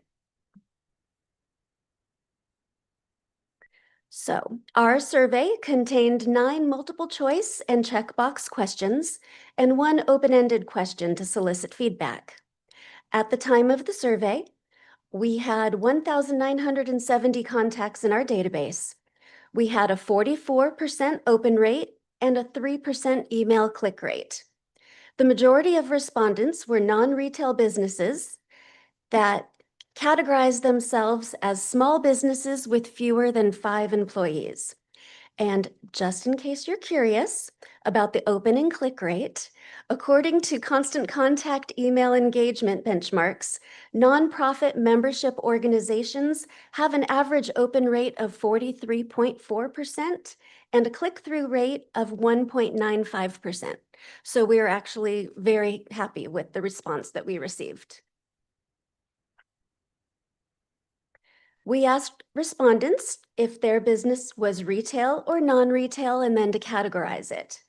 Non-retail categories included fitness, learning centers, recreational use, beauty health salons, office space, bank financial services, and retail categories included eating and drinking establishments, retail goods, food and beverage sales, building and landscape materials, or auto-related retail such as auto parts or gas stations. So when asked the question, should the city limit the percentage of non-retail businesses in commercial shopping centers, 62% voted no. The city should allow center owners to determine the mix of retail and non-retail uses in their centers. We asked if their business needed to process a use permit to operate in the city, and 79% said no. We asked if the fee associated with the use permit process impacted their ability to open their business. 25 said they had no impact, or 86%. 13% said it delayed their opening, and only 10% said it created a financial burden. We asked, when visiting San Ramon commercial centers, what type of business do you frequent? 96% said restaurants, 82% said retail, 79% was grocery. This was, you can select more than one. 68% was business services, which included mailing, printing, repair shops, or banking. Beauty services, recreational activities was theaters or play or game centers. Work would be a remote work center, a place of business, or somewhere they were conducting work. To socialize and meet up would be at the parks or, community centers of the lot. Fitness facilities and tutoring and learning centers. Our open-ended question to get feedback gave some pretty strong responses. Our respondents felt that giving landlords the flexibility they need to fill our retail and shopping center spaces was necessary. They said, we need policies that encourage foot traffic that can benefit multiple businesses. The permit process is excessively time-consuming. One was, a business that wishes to open in a shopping center can easily move to Danville or Dublin because they don't have the restrictions that San Ramon does. A vibrant shopping center with complementary tenants makes for a lively and successful center. Vacancies send a message to the community and the industry that San Ramon is not successful. And finally, let landlords and tenants determine how the space is best used. So during the Chamber's April 22nd board meeting, we reviewed all of these survey results, and I actually shared these slides with our board of directors. Our board proactively decided to vote on whether we, as the voice of our members, support or oppose an amendment to the current policy. And the vote was unanimously in favor of removing the 25% cap.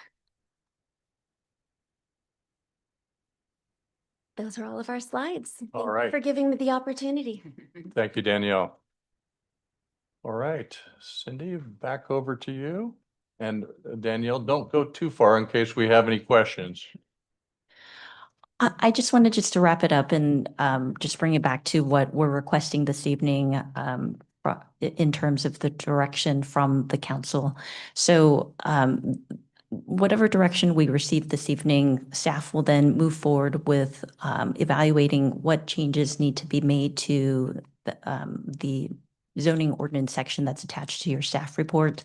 And then based on that direction, that will then become its own public hearing process for that application that the city would initiate to then make those amendments to that section of the ordinance. And so typically with zoning ordinance amendments, it's the process starts with the planning commission. They make a recommendation to the city council, and then through an ordinance adoption before it can become effective. That's how that process works with any potential amendment. We are planning on incorporating this amendment with other amendments that have been identified that need addressing in our zoning ordinance. Things that were identified in the housing element update that required implementation through the zoning ordinance. Topics that have been brought up previously, like beekeeping and parking standards and things like that, that would all be wrapped up in the same zoning ordinance. So with the direction that we received this evening, we'll incorporate that with the larger zoning ordinance update that we're doing, and you'll see that presented at a future meeting. So with that, that concludes my presentation. If there's any questions for me, I'd certainly be able to take those now, unless you'd like to take public comment. Okay, well, for the council, do we have any questions? This is all about whether we're gonna relax the 25% standard, keep it the same as 25, or maybe eliminate it altogether. But let's go ahead and cover any questions before we give feedback to the staff. Go ahead. Thank you. I just had one question. So, it makes perfect sense to me with regards to we want to have the flexibility needed to be responsive to whatever the needs are of the community as it moves along too. So easing up on that makes sense in that regard. Does that mean that if we do that in every way, shape, or form, we are absolving, I guess, any oversight or input from the city, or will the city still have sort of, a mutual engagement in the decision-making process? With any new businesses that open in Saramone, there's also always a review process for that business, whether that's through a review of their business license, a review of the proposed use and what neighborhood they're in, and then what the zoning standards apply to that neighborhood. And so with any business license that the city receives, we do a zoning evaluation to determine that it's the appropriate fit within that neighborhood. And the broader review that the city does is through the zoning ordinance itself, in that there are tables within the zoning ordinance that identify what types of uses that are typical within those zones. And that is also part of our update process, is to continuously evaluate whether or not businesses need to go through a certain process in order to establish in the city. And so we are constantly evaluating both during the application that a business makes for a business license, as well as a broader policy as to whether or not certain types of uses are appropriate within those zones. Mm-hmm. Okay. Yeah, that was my only question, but thank you for clarifying that. And thank you for your presentation as well. Thank you. Okay, Robert. I have a quick question, Mayor. Thank you for your presentation. When you initiated the survey, how long did the respondents have to answer the question? When did you open the survey and when did you close it?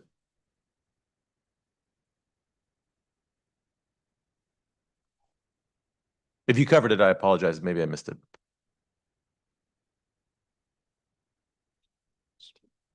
Yes, it was April 1st through the 11th. Okay, thank you.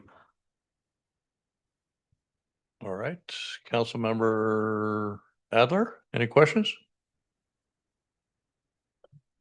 Not really, other than I think, we just want to make the best decision for our business, people that have businesses here, and as well as the public.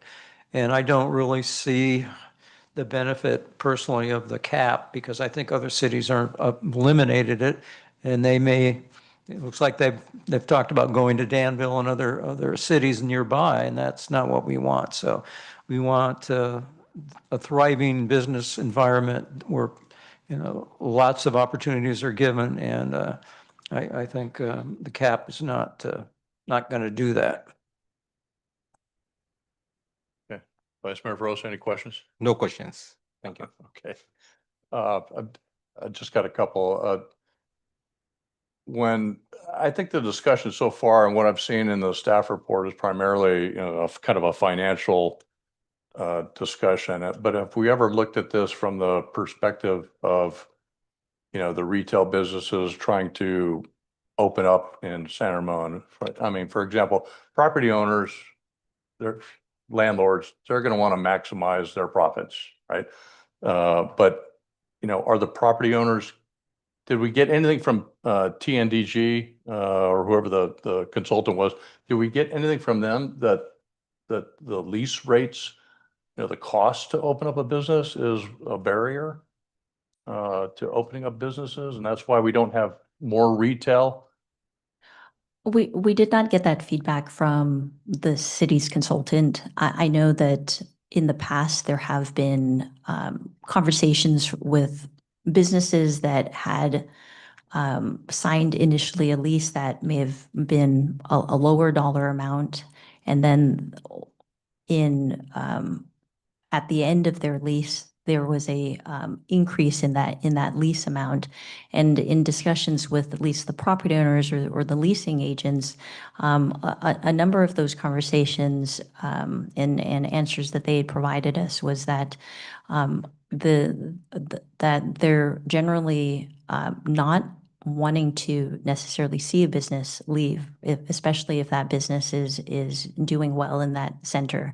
But at the same time, that they also need to consider their maintenance and operation costs, and being able to have an increase in rents will allow for long-term maintenance of that center. And so that's some of the feedback that we've received from center owners, is that they're not necessarily wanting to see a business leave, but they also have to balance the objectives that center has in being able to lease those spaces with to support the ability to keep that center operational. Okay. All right. I guess the next question I have is really on, as we heard from the survey results, there's some concern about permitting and sort of the administrative burden. Have we kind of done an internal look from a staff perspective of, do we create too much of a barrier for businesses to open up and operate in San Ramon? Why, if it is a problem, then I can understand they're going to Danville or they're going to Dublin. Why, they just want to open up somewhere, and if we're going to make it hard, they might be able to go somewhere where it's easier. Right. And the feedback that we've received from businesses that had considered not pursuing their business in San Ramon is primarily the certainty that comes with the decision of opening in a business here. And when you have a discretionary process through a use permit that requires an evaluation of findings and making those findings, and at the end of that 6-week or 8-week process, potentially still not being able to approve that business, there's a bit of uncertainty that then factors into that business of wanting to establish in the city. So if you require a use permit that may not be ultimately approved, that business has just spent 8 weeks and fairly expensive process to then be told no, and then to be set back to have to then look for an alternative location. And so if there's some certainty that's built into the process, that's one of the biggest factors with this use permit, is that removing the use permit discretionary process and then reevaluating through our zoning ordinance update what businesses should and shouldn't have this requirement of a zoning review will help encourage businesses to look at San Ramon as a viable place to open a business. Okay. All right. I guess related to that is the whole idea of, you're talking about the use permits and all the requirements that we saw in the staff packet, that you got to, if you want a use permit or you got to prove these certain standards. But kind of related to that, have there been many opportunities for property owners to come before the city and say, hey, I'm at 25% now, but I got somebody who wants to open up. Can I get an exception? Can I increase above that 25%? And what have we done about that? What have we said when those queries came in? We've had a number of larger shopping centers coming to the city with this issue of being at or above their 25% limit. And in most of those situations, a application for use permit has been filed. A very good example, I think last meeting we mentioned the Chevy's vacancy and why that had been vacant for so long. That's a classic example of a shopping center that needed to meet a certain minimum amount of months of trying to release to a retail tenant, and then having to demonstrate who they had contacted, how long they had waited in order for them to even file the use permit that ultimately ended up being approved to allow for it to be changed to a child care center. That's a very good example of a shopping center that already exceeded the 25%, then needed to demonstrate why they weren't able to find a retail tenant to then backfill it with a non-retail business through a use permit process, and then ultimately be able to then build their business and operate there. Okay. All right. All right. Any other final questions before we open up to public comment? All right. Thank you, Cindy. All right. I'll open up to public comment. Do we have any speaker cards for this issue? I do have one speaker card from Stuart McDonald. Okay. Stuart, please.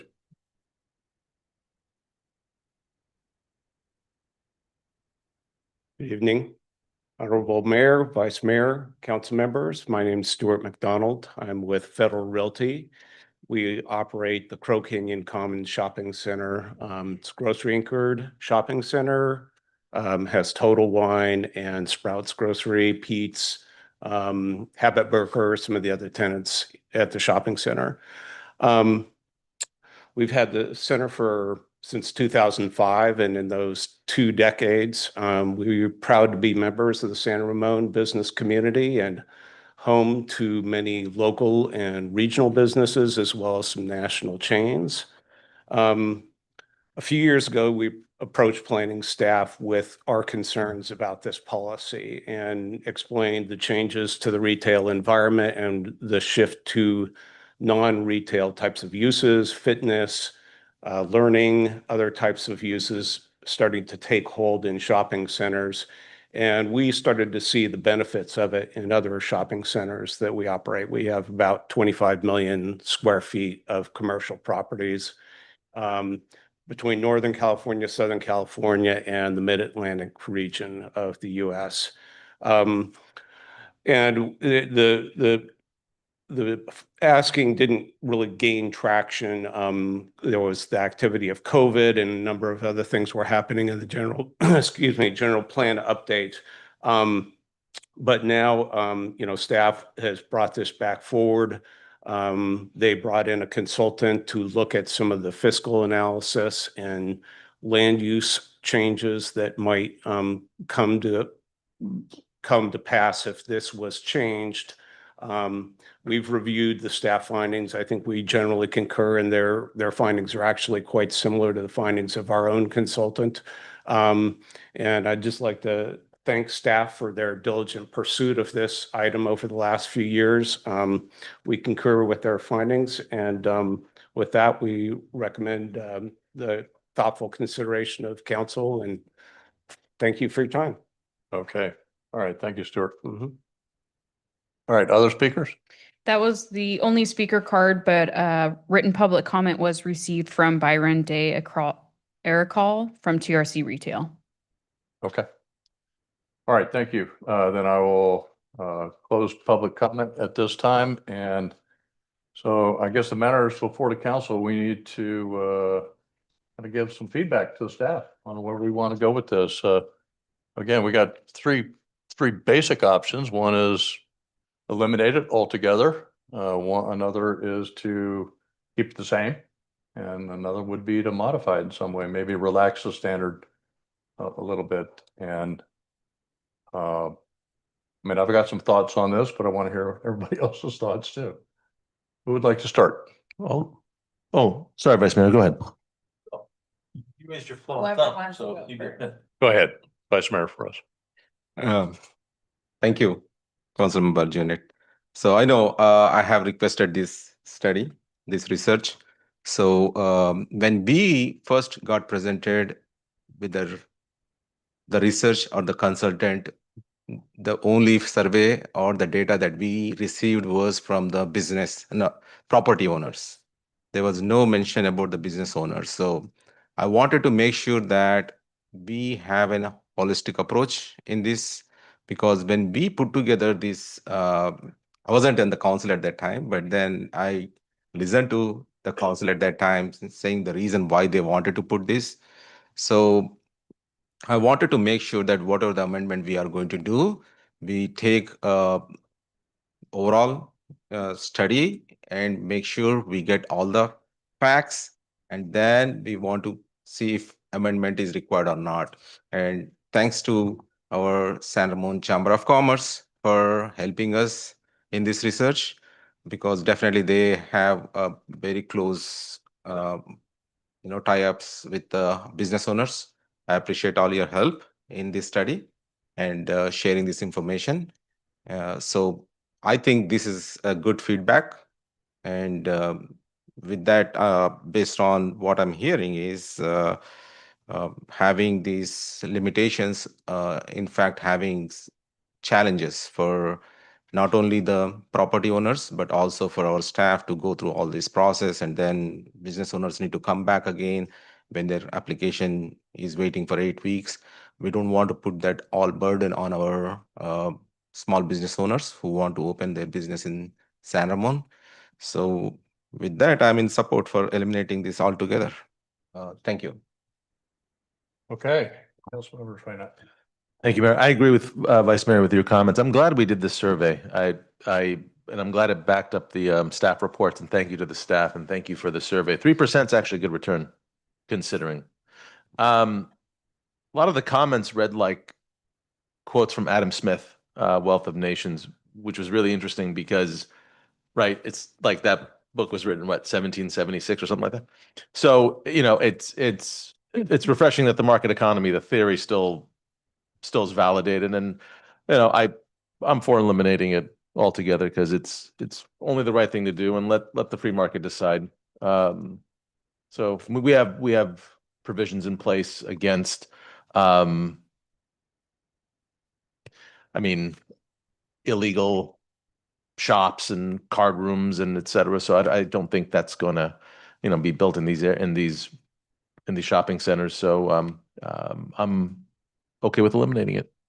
Thank you. All right. Councilmember Rubio. Thank you.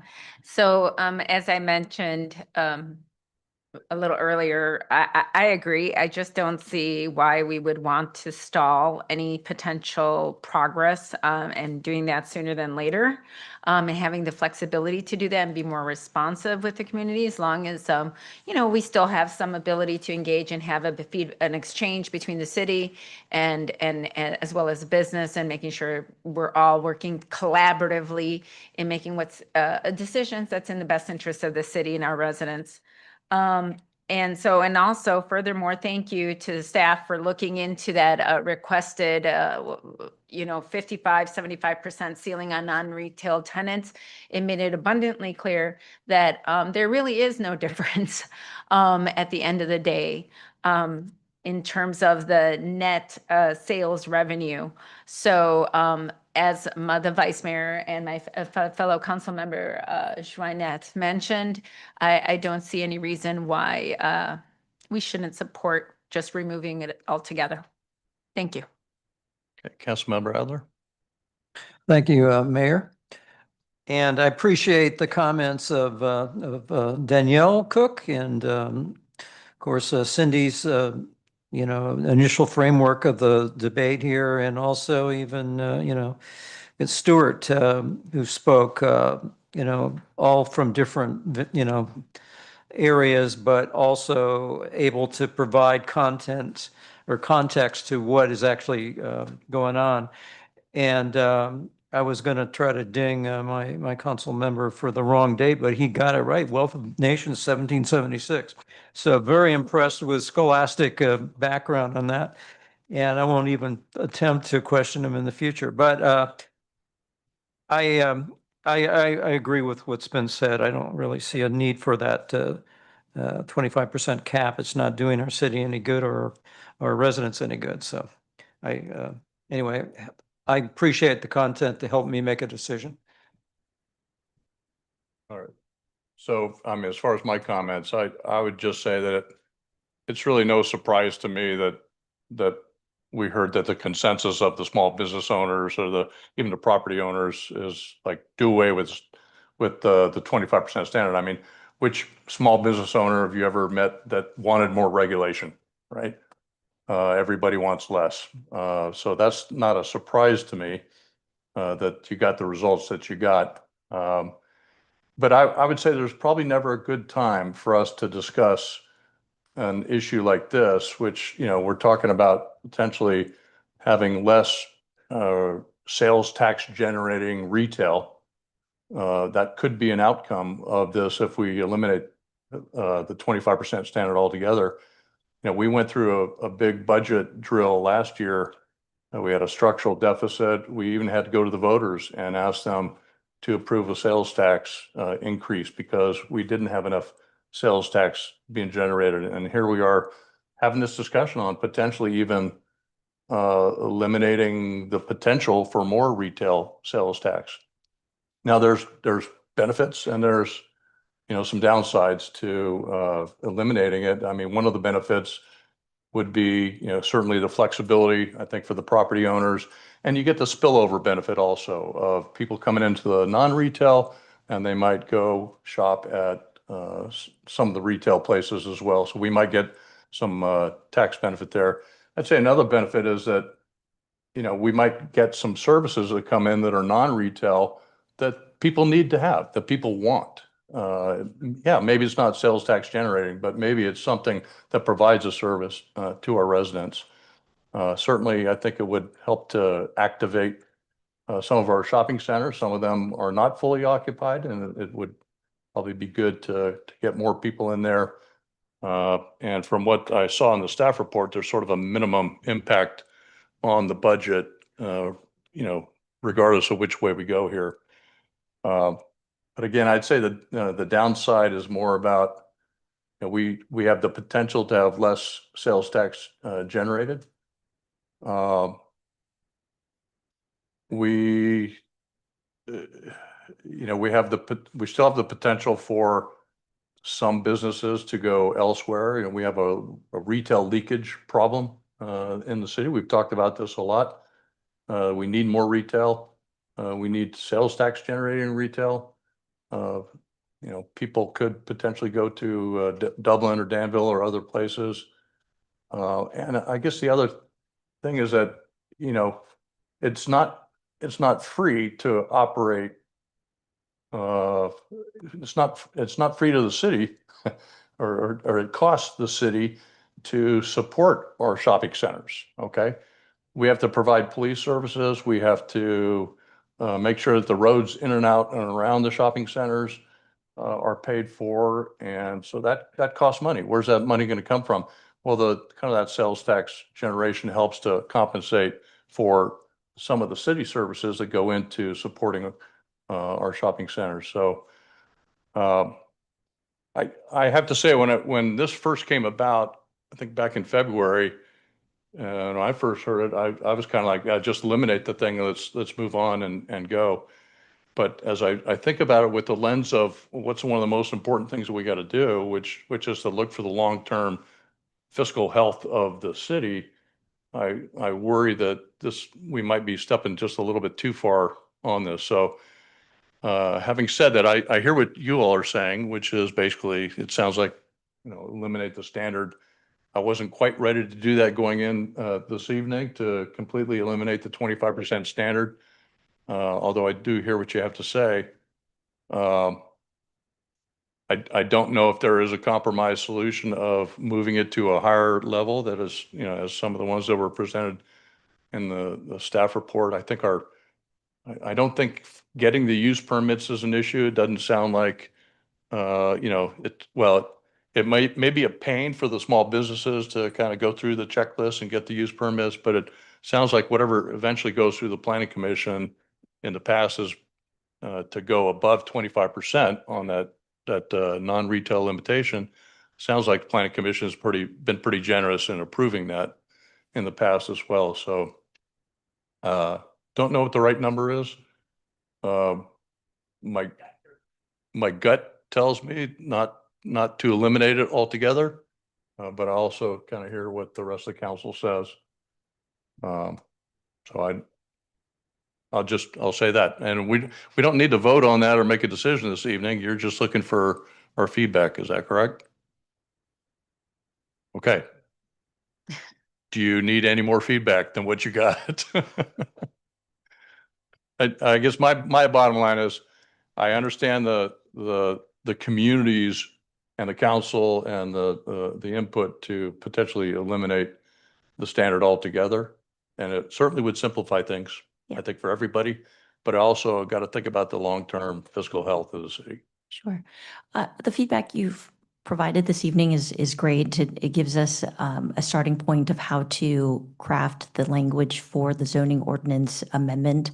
But certainly the background information will continue to be included as part of the zoning ordinance review process. You'll have another opportunity to actually consider it once we make the text edits. You can take another look at that when it comes back to you for formal adoption.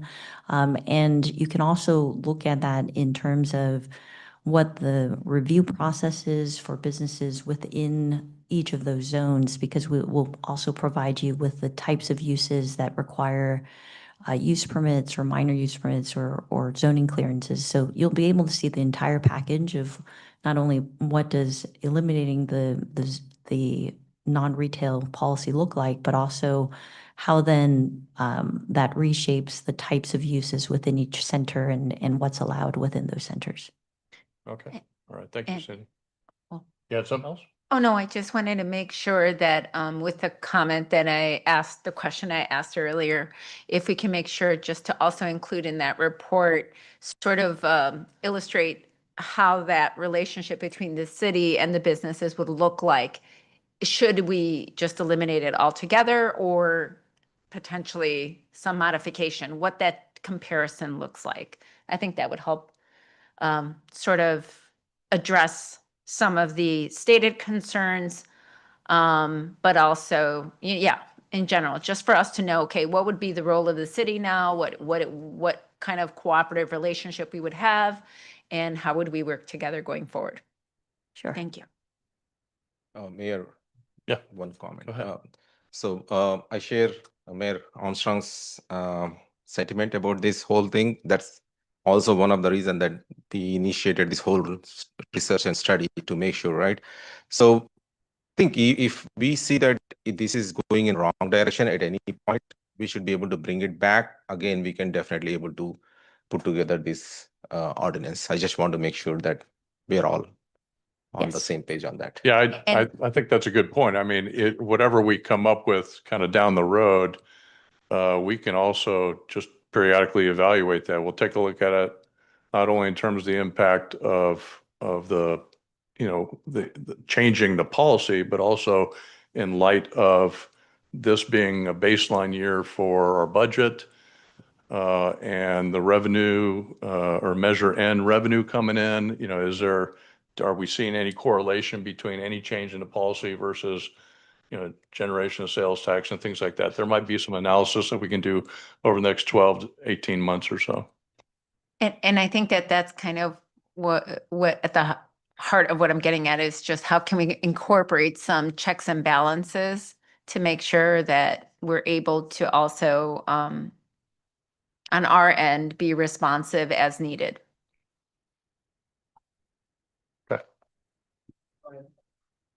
All right, go ahead. Well, I was struck by I forgot who mentioned Chevys.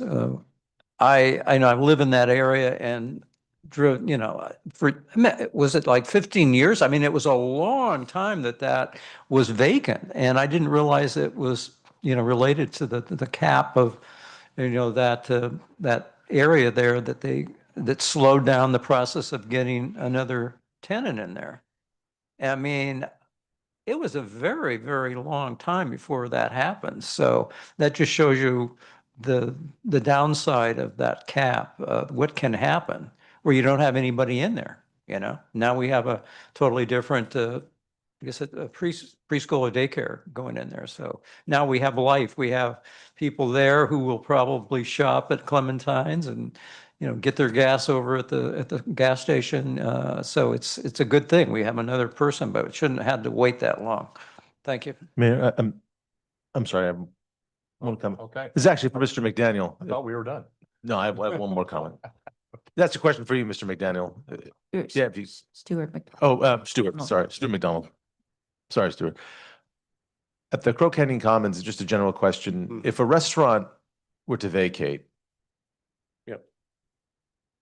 is it easy for somebody that offers a service, let's say a chiropractor, just to come in and remove the hood and Yeah, I remove the mean, plumbing and yeah, I everything? mean, there is cost for any tenant turn, and usually the most expensive tenant turns are actually a non-restaurant use to a restaurant use, because you have hoods, you have grease traps, it becomes very expensive. Okay. Usually if that situation comes up, we would probably try to keep a restaurant in that space and try and find a home for that chiropractor in another space that had not been heavily improved. Yeah, I mean, the landlord work costs can be all over the map. Anything from $25 a square foot for just regular basic retail to about $150 a foot in landlord work costs just to turn a space. And then usually the landlord contributes money to the tenant, anywhere from $30 on a cheap deal to $150 on a restaurant deal. So the reinvestment as tenant turns is extremely costly. It becomes a part of, how we evaluate deals. Are most restaurants, thank you, are most restaurants in your area, are they triple net leases or? A lot of them are triple nets. Okay. Yeah, and usually, restaurants, obviously, they're paying high rent because the costs are higher to improve the space. I see. Yeah. I see. Thank you. Sure. Okay, all right. Thank you, council, for your comments. Cindy, you got everything you need? Okay, great. Thank you, Danielle, as well, for your input, and please pass on our thanks to the chamber and the business community that participated. Okay, before we move on to our next item, so we've still got two things to go. We've got the review of the 25-26 preliminary budget, and then later on a public hearing on city vacancies, recruitment, and retention efforts. Do we want to take a break? 5 minutes. Okay, so we'll take a break. We'll reconvene at 9:25 by this clock in the room. Thank you.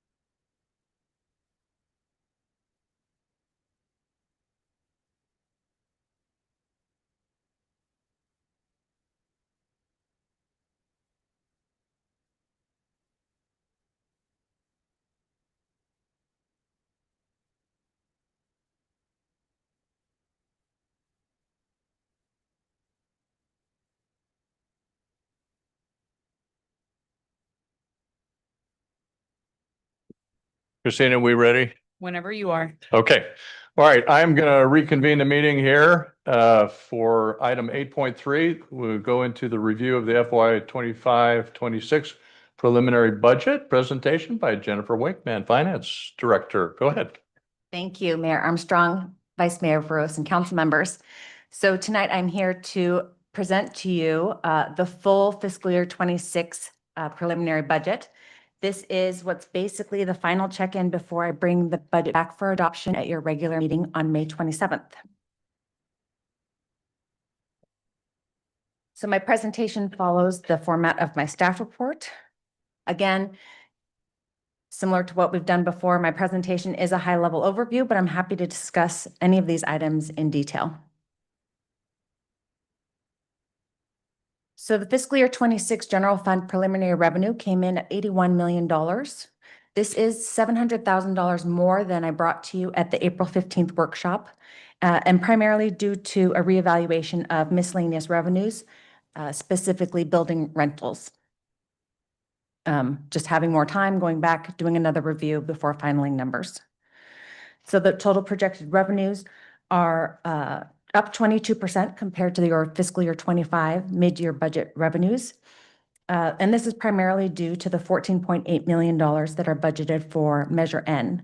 Without Measure N, revenues for the general fund would be projected at $66.2 million and basically flat compared to fiscal year 25 revenues. I wanted to touch on a question that came up at the April 26th meeting. I can't remember who, but someone asked about online sales tax and Measure N. So to follow up on that, I will try and make a complicated matter simple. So the regular 8.75% sales and use tax is retailer based. So when there are online sales tax, it can be allocated one of two ways. If the sales are fulfilled by an in-state fulfillment center or store, the sales tax, that 8.75%, goes to that jurisdiction where the fulfillment center or the store is located. If the online sale is fulfilled by an out-of-state inventory being shipped to customers in the state, then that 8.75% goes to a county pool that is allocated quarterly based on the agency's proportionate share of sales tax within Contra Costa County. So that's the base 8.75%. Now the transactions and use tax is different because it is destination based, where the end product resides. And as such, I got confirmation from our consultant that 100% of the 1% Measure N on online sales tax will all come directly to San Ramon. I mean, that includes for things like somebody buys a car in another state, but is going to operate it in San Yes. Ramon or lives in San Ramon or buys a car in Livermore or something like that. That's correct. They register it in California, and then the use tax would be assessed, and the 1% would come to San Ramon.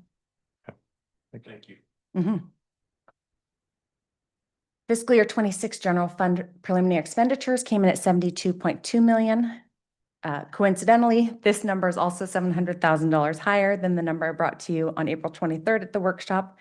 And this is due to a revision in the internal service charges for vehicle and information system internal service charges. This amount of $72.2 million represents an 11% increase from the fiscal year 25 mid-year expenditures for the general fund. At the end of the day, at the April 23rd workshop, we talked in terms of non-discretionary charges versus discretionary charges or increases. $7.5 million of the increase was due to non-discretionary costs, $1.9 million due to discretionary. Of the discretionary, $800,000 were operational costs and $1.1 were related to funded positions. And then we also have the reduction of $2.2 million due to the potential savings. So again, the potential savings was a estimate based on historical record, a projection of the savings that we would likely have between budget and actual that we built into the budget this year as a means of getting closer to our actual expected expenditures.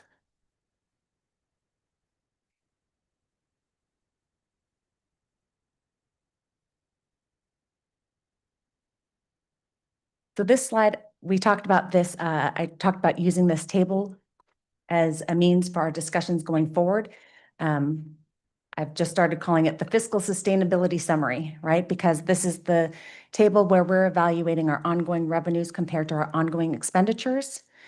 And as you can see with our fiscal year 26 revenues and expenditures, we are looking at coming in with a net change in fund balance of a negative $10.33 million. When we apply our one-time Measure N numbers for fiscal year 26 in the amount of $14.8 million and those 1.8 or $1.9 million of discretionary expenditures, we have a net change in fund balance of a positive $2.63 million.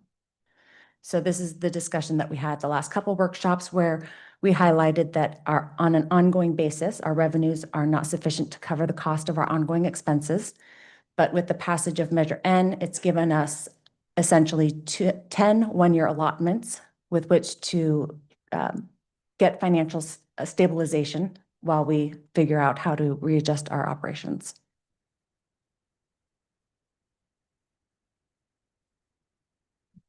So in terms of the city's reserve policy, this projected fund balance at July 1 of 25 of $26 million is the projected fund balance that was the end result of the fiscal year 25 mid-year budget.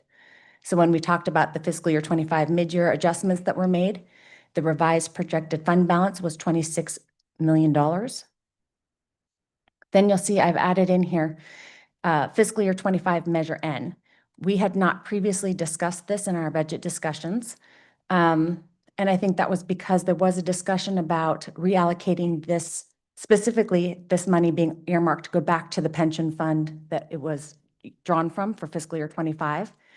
Since that decision has not been made for fiscal year 25, I thought it was important to make sure that it's on council's radar that when you see the fiscal year end balances for fiscal year 25, that amount will be in there.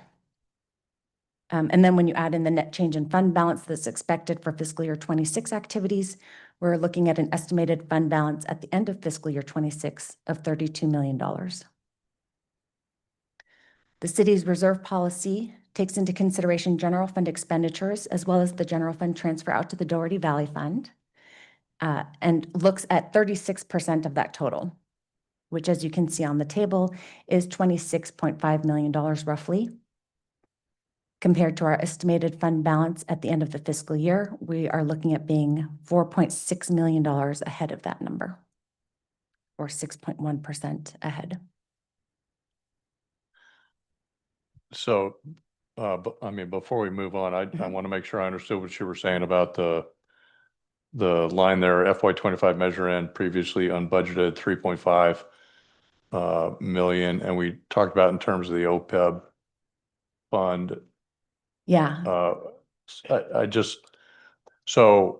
I guess what I'm hearing is that we haven't made any decisions to actually kind of refund, if you will, the PARS trust account. But if we were to do that, then we don't have that 3.5 million, and then all these other numbers would change, right? Correct. Okay. If I may add something, is Yeah. that okay? So it was saying in the report that in fiscal year 2025, 1,768,890 was transferred in from the PARS trust, right? Yes. So even if we put that back, right? We have almost 4.7 million in excess, we'd still have an excess, right? Yes.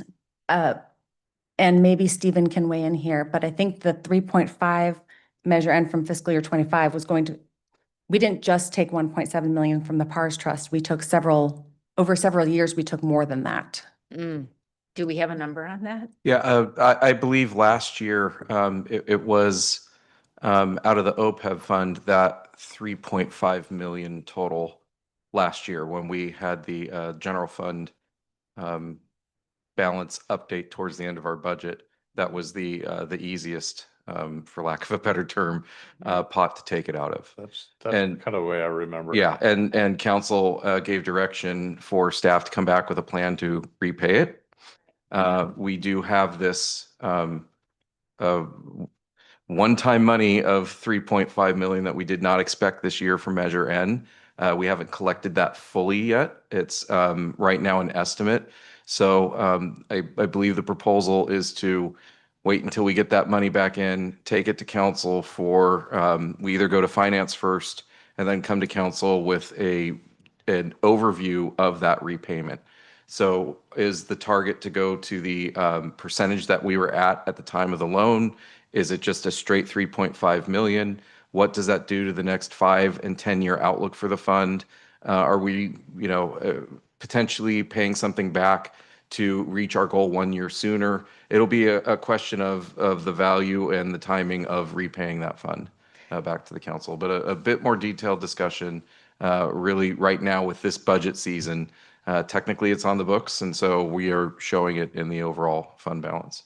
So what I'm hearing is that the staff feels that it's better for us to first see what we actually realize in revenues and then make that determination at a later date. It's as the mayor referred to it, baseline year, let's try and keep everything about as even as possible and then start making decisions so we see actually what comes in for the revenue.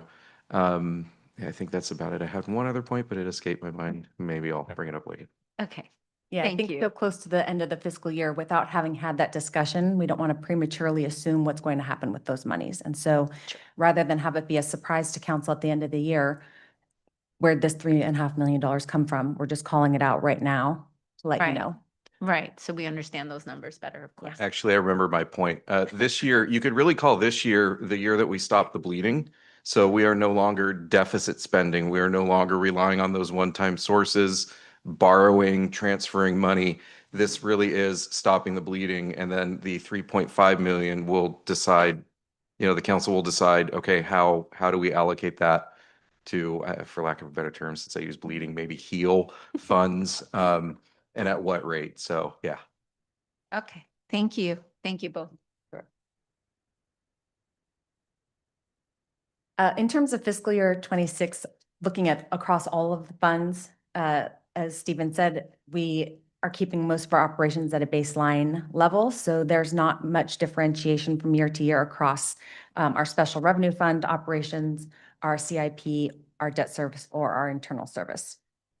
When you look at the chart that was attached as attachment C, you can see that revenues increased 7% from fiscal year 25 mid-year, and the expenditures increased 11%. So in the report, I highlighted that again, we're just seeing that the rate of increase on our expenditures is outpacing that of the growth on our revenues. I received a recommendation to consider adding staffing to this presentation, and so I thought that was a good addition. So you'll see the staffing chart where I've summarized changes from fiscal year 25 to the proposed changes for fiscal year 26 by department. In the fiscal year 25 mid-year budget, we had 287.75 full-time equivalent employees reflected. In the fiscal year 26 preliminary budget, we showed 279.75, so a reduction of 8 positions, which I've outlined specifically by department in the staff report. But I can discuss those more specifically if anyone's interested. Yeah, these reductions were unfilled, right? We didn't have any real reduction, but these are all unfilled reduction, just to make sure. Yeah. Some were funded and some were unfunded. I think my only question really was related to the reduction on the police services side. And I think you had it in the staff report what those positions were. Did that include any sworn officers? I don't remember that. Yes, it included the removal of 3 police officer positions.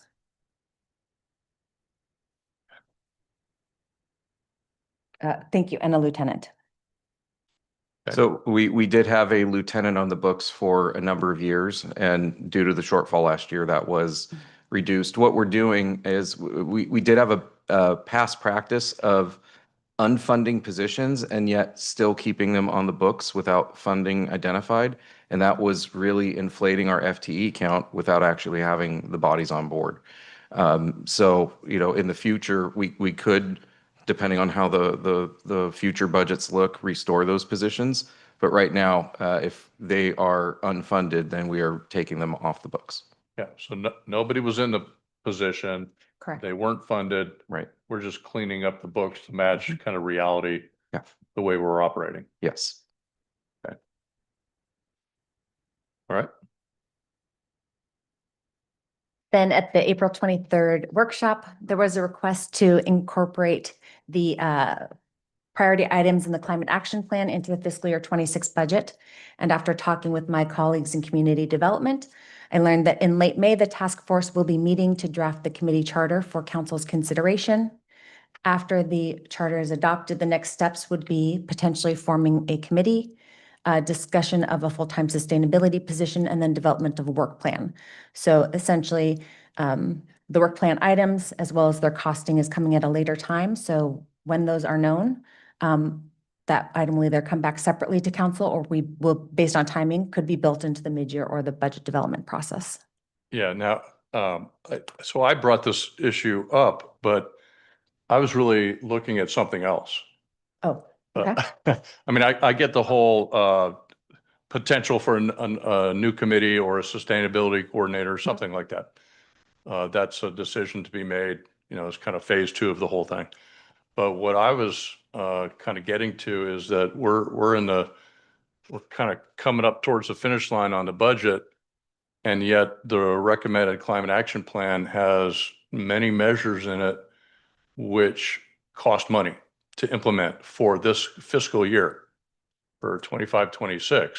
And they're kind of allocated in categories of low, medium, high, and there are certain ranges of costs associated with that. And what I was looking for is, okay, before last workshop, I was saying, hey, what we don't want to do is be surprised all of a sudden that we passed a budget and yet we didn't consider, the extra $1 million for FY26 that these new measures are going to, if we approve them, that's going to cost us. Now, where are we going to get the extra $1 million? Kind of that sort of thing. So now if we don't have that information to the level of detail we need right now, then we're going to have to just continue to, we'll finalize the budget and then we'll deal with the climate action plan costs, the implementation costs, not the committee, not the, those things, but the actual, all the different things that the task force has recommended that we do as a city. Right. That costs money. And we have to take that into consideration at some point, but it sounds like it's probably going to end up being after we get the budget done. And we'll hear it before the council in June on this climate action plan. And I guess we'll go from there. Yes, that's my understanding, that there's not sufficient detail to include something tangible. You could make an allocation, but then it's better to make the allocation of resources when we know exactly what we're putting it to. Actually, it was myself who asked for the prioritization of once we have the climate action plan proposal, what those priorities are and how we will roll it out, to better determine what our more immediate costs might be, our 5-year down the road type of costs would look like, and plan that out with understanding, of course, that anything that's projecting into the future is very fluid, understanding that, but for us to have a sense of what to anticipate. So I apologize, Mayor. That was me who had asked that question. I think that's what you were Both of answering. you, yeah. Yeah. So thank you. And if we could get, a little bit, whatever details we can get, be made available would be greatly appreciated. Okay. And it's also, we're challenged with, it's in the middle of the public process. One of my updates tonight is that the climate action plan comment period closes on Thursday, I believe. So there's still more process to go through. But the reason why we mentioned that full-time sustainability position is that I believe that is our one cost that we know we will incur. The minimum cost of hiring somebody full-time, just due to the state reporting requirements, developing the work plan, developing, okay, there's items in there and we think that there's a cost associated with them, but maybe there's not, maybe there's other funding opportunities. We don't have the current staff capacity for that amount of work. That's a full-time position.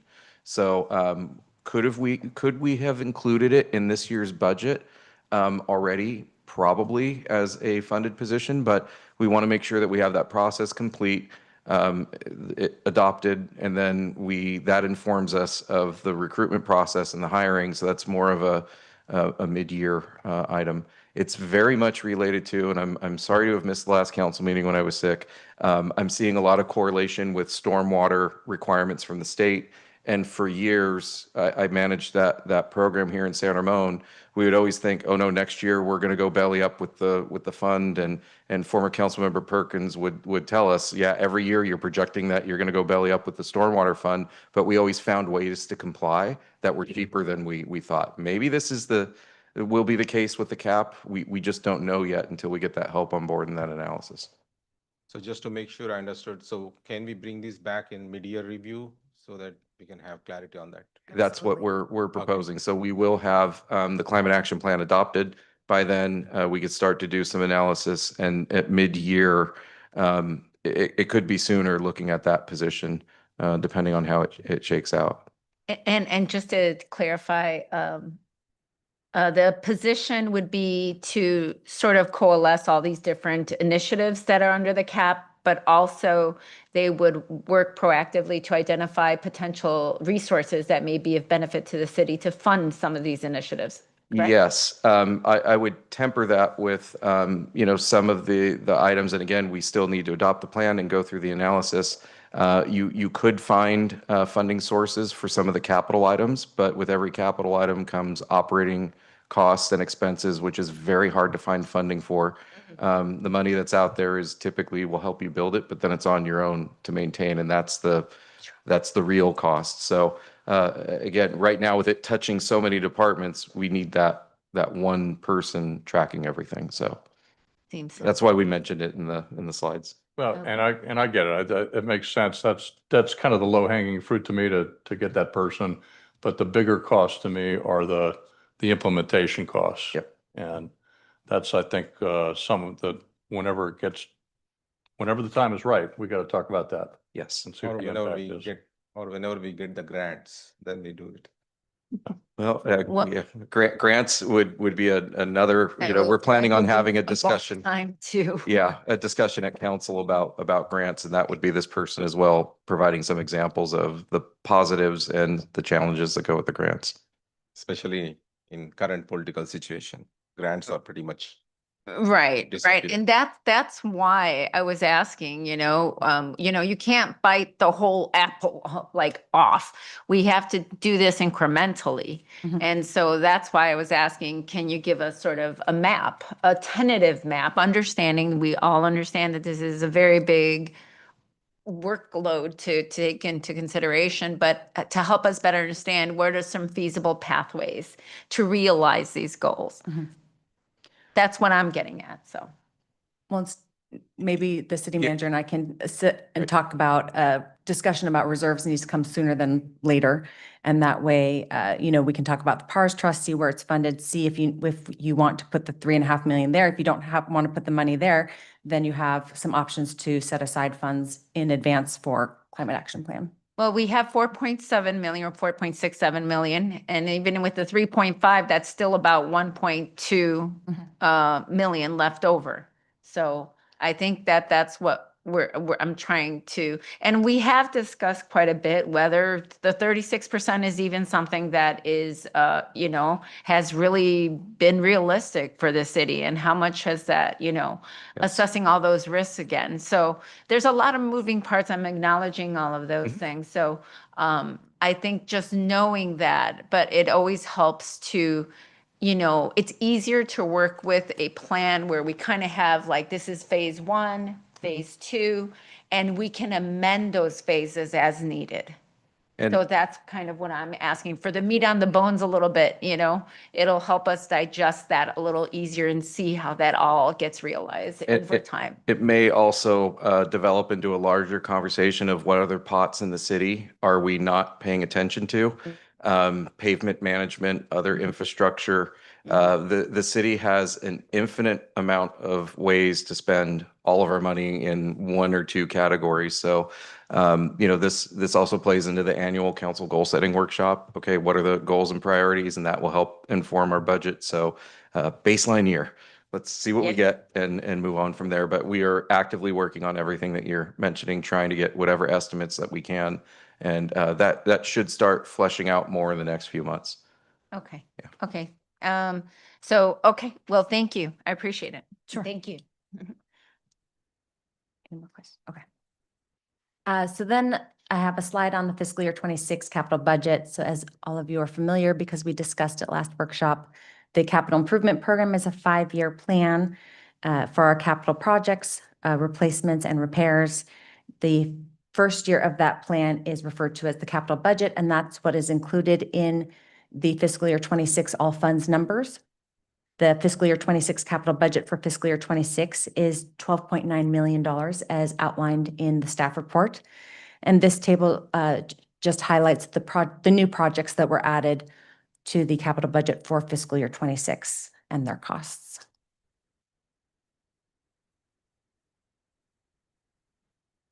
And then to wrap up, at the next council meeting on May 27th, I plan to return with a full budget document as well as a recommendation for adoption of the fiscal year 26 budget that would incorporate any changes you provide to me today. All right. Thank you, Jennifer. Let's go for questions by council. Would like to start it off. Richard. Hi, Jennifer. It's interesting about the Measure N funds because we really don't know until the end of the year what that amount was. So do we start projecting at a certain point? Well, looks like the first few months, this is what we got, so we can assume we're going to get similar amounts of sales tax. How does that work? So we do engage a sales tax consultant who looks at economic factors specific to our location. And then, so they're looking at trends that are going on in the economy, and then they're looking at our actual receipts. Some businesses pay, a month in arrears, some pay a quarter in arrears. And so the timeline is so delayed on sales tax that it makes it very challenging. So we basically go on their estimates for most of the year. And then we do have quarterly meetings with them where we check in on where our estimates are coming in and look at where the revisions are so that at mid-year I can give revised numbers. And as the budget gets developed, I can get revised So numbers. basically quarterly is when we get these little reports that. Yes. Okay, thank you.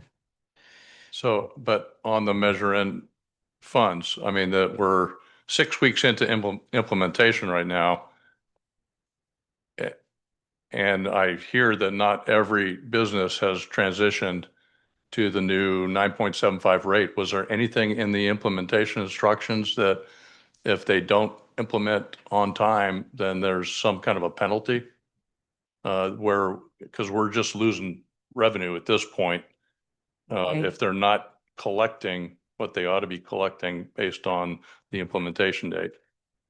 You may not have the answer to that, but. I don't have the specific answer, but I know the CDTFA is going to evaluate the receipts and know how much is due from those businesses. And so if they short pay, they're going to be contacted by the California Department of Tax and Fee Administration for the balance that's outstanding. Okay, so it's not, we just suck it up and Right. take the shortfall. Somebody will go out there after the fact and collect up whatever's due. Yes. Okay, thank you. Mhm. I have a question, Mayor. Sorry. Jennifer, thank you for the presentation. Just curious regarding, I'm on packet page 192, 8.3A. It's the line item under property transfer tax. Why that you? I had the same question. Yeah. Okay. Okay. I thought there was some historical context that I wasn't aware of. Why the delta? I'm not sure. Fair enough. I specifically for the fiscal year 26, looked at our fiscal year 25 revenues to date, and they look like they're coming in at $650,000 for the year. So I'm not sure what the basis was for the fiscal year 25 mid-year budget amount. Okay. So what I've just figured on the property transfer tax, right? That's the one, yeah. I just figured there's fewer homes being sold and there are, fewer homes turning over, so we don't have the property transfer tax to collect. But I don't know.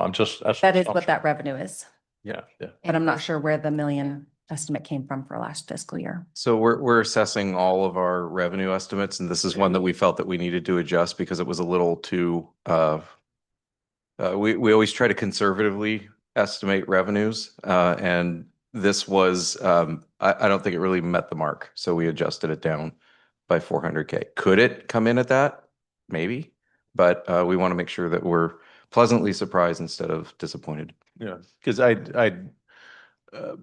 property taxes, the bread and butter of the city, in addition to sales tax. I hate to have Measure N be solely the force multiplier that's going to carry the budget over. That's right. So that we'll see how that plays out, but in the next meeting. But the next question I have is on page 8.3A, packet 193. Just CFD. What's that acronym? Community Facility District. Okay. I don't know what tax zone 1, 2, or 3 is, and what again, there's another delta 476% change, and then the tax zone 3 has a minus 70%. What are tax zones 1, 2, and 3? So I may have to turn to Alicia, but I got a good education on this last week. So Community Facility District set up the assessment system for new developments to pay into the city for basic services. And that initial rate that was established is referred to as tax zone 1. Previously, there was a development's name here. I can't remember what was used. But when I had my training with Alicia from the city attorney's office, she said, well, it's not just that development that's in that zone. And so it's mislabeled. It should be tax zone 1. And then she informed me that we have 2 other tax zones. And so that's why I relabeled them. And I'm not sure why the categorization was done the way it was in fiscal year 25, but based on the numbers from the consultant, it caused those variances, but overall they're the same. If you add up the 3 rows together, okay, they offset. So I can comment to the numbers, and good evening, everybody. But tax zone 1 is our original with acre development when the CFD was created in 2014. So there's one tax zone where there was a rate created at that time. And then there's an escalator over time. So it changes a little bit over time. But so when people join the CFD, they can choose to be in the tax zone 1, which is the established rate, or they can do a fiscal impact study to see if they have a different rate. And that's what tax zone 2 was. That's for area preserve development. And then tax zone 3 is for Promenade. I think it may be called Twin Oaks now, but it's Promenade, which is that development right near area preserve. And those are the 3 tax zones. The more recent annexations have joined the original tax zone 1. And if you have any more questions about that. Oh, thank you. Thank you. That was it. Thank you. Anything else? And I didn't mean to cut you off. Were you through with the presentation? And Yes. Okay. No, I mean, the last slides I had were just the resource slides for anyone who wanted to look up more resources from the city's website or email me. Okay. All right. Thank you. Ursula, you have any questions? Oh, no, I asked them all during the presentation. Thank you for your hard work. We turn down to this side. Any more, Richard? Schrader? I had a couple questions. These may be more technical for the CIP folks in the room. I guess I didn't quite understand the CIP project 5 for FY 25-26. Bollinger Canyon widening Al Costa to Canyon Lakes. What is the concept behind that? I mean, that was something I was talking about recently, but I'd be very interested to know what work might be done in this fiscal year, Al Costa to Canyon Lakes. Sure, good question, Mayor. So the Bollinger Canyon widening at Al Costa to Canyon Lakes, one of the phases was done a few years ago where they widened to add, well, actually it was a number of years ago, to add the third lane.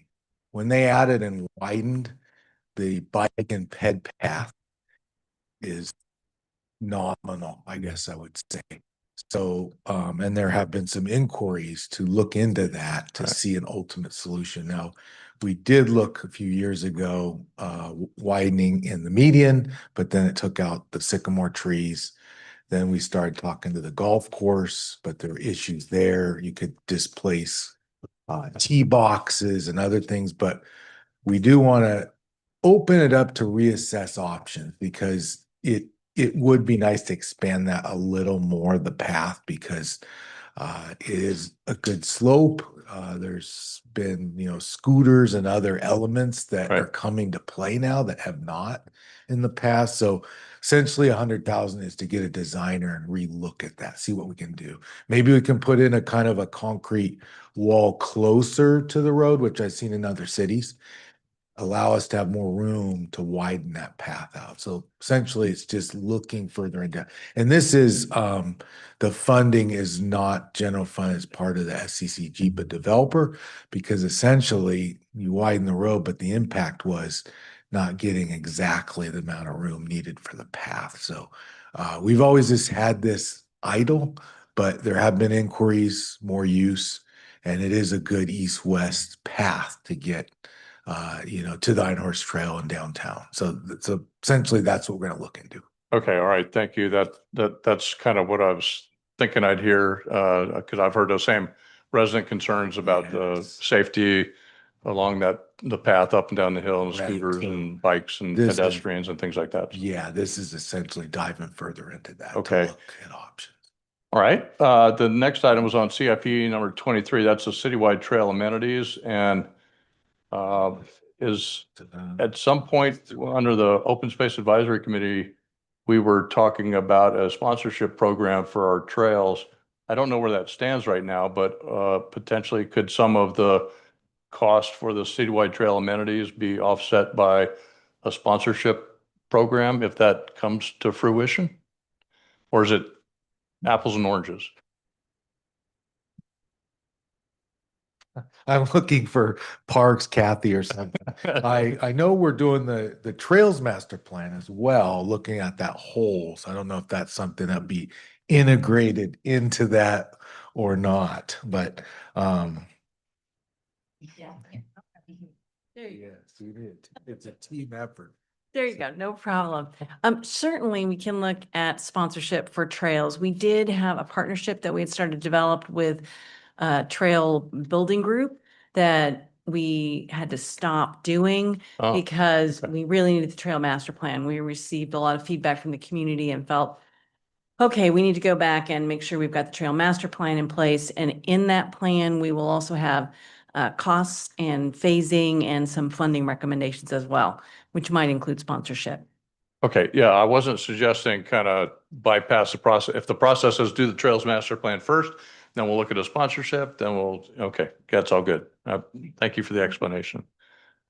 All right, I guess that's it on the CIP stuff, but I think the only other thing I'd say when I was looking at some of these are related to, the Measure J funding, which is going to expire in 2030.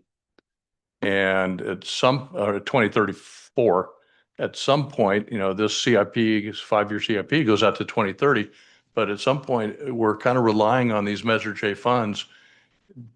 And when do we start kind of trying to see if we need to support a county measure to renew Measure J? Because we're starting to get dependent on some of these Measure J funds for a lot of our programs. That is correct. We, especially due to the challenges with the budget, Measure J is one of the main sources for pavement management. And obviously, we're not the only city in this predicament, if you will. But you're right, as the time clock goes out, that is a big issue. It's one of the main forms of our sources of funding. One other big one, just to note too, that we created here was the refuse vehicle impact fee. If you'll notice in that chart in there, was a couple $1 million, which is great. And it basically shows there's an impact. These trash trucks are really heavy. I think it's the equivalent of like 9,000 cars driving one truck. So we get $1 million or so each year from that, which is great. But absolutely, the Measure J is a big deal, and I think we need to collaborate with other agencies to make sure that that moves along. Because you're right, we'd have to backfill that hole with general fund or other sources, and would put a strain. Yeah, it's almost like another situation with a Measure N of kind of one-time sources, but we've kind of just made the assumption as part of our, return to source or whatever is part of our funding. But we got to be careful with that too. Okay. Are those all the questions I had? And just a quick question in following up with the concern about Measure J and it's when it does sunset. The county also has Measure X. Are they able in any way to help cities in these certain capacity, more critical capacities as needed with those funds? Unfortunately, I'm not familiar with Measure X. I don't know. Is anyone aware of that one? Okay. I'd have to look into Because I know so this was something I actually brought up at the County Connection meeting, and there is language there for critical services. So I think it just something for us to have as a back pocket. Should these other measures no longer be available to us? Yeah, I think if I can elaborate too, I know a discussion came up with different funding sources. Obviously, grants, we try our best and we're researching all we can. I think that is one position that was looked at too, that would be committed to just continue to look at grants, and it could be different varied grants for roads, for facilities, for varied things. And it's not to say we're not researching, but we have limited staff to run after every grant. And then some grants that are federal funded, there's a lot of strings attached. You got to figure out, for instance, the Crow Canyon overcrossing. That is great news. We have the RFP queue out, so we're going to select a designer, $2 million earmark for that. But when you have federal funding, there's a lot of strings attached. So 2 million, it's worth it. But you start getting these lower amounts, 100,000, this, that, and the other. And sometimes you say, boy, it takes a lot of staff time and you have to do everything correct, just perfectly. So that's how we try to kind of analyze those. But the point is, we are really looking to best our ability and resources to look at grants, because they are wonderful when you can get them and there's not too many strings attached. So we do have the 2 million for the Crow overcrossing, and then another 2 million with the fiber also. So those are two that work on that we're proud of. That's 2 million each is great. So sure. Thank you. Thank you. Especially Measure J is traffics that is going to be funded. So that's definitely very important at this point for us. It is very important. Yeah. Okay. Made a note to factor it into the long-term financial plan when we get to that. All right. Other questions? No, thank you. Okay. Then I'm going to open up public comment. Public comment is open. And do we have any speaker cards for this item? I do have 2 speaker cards. The first from Susie Ferris Indercom. Okay.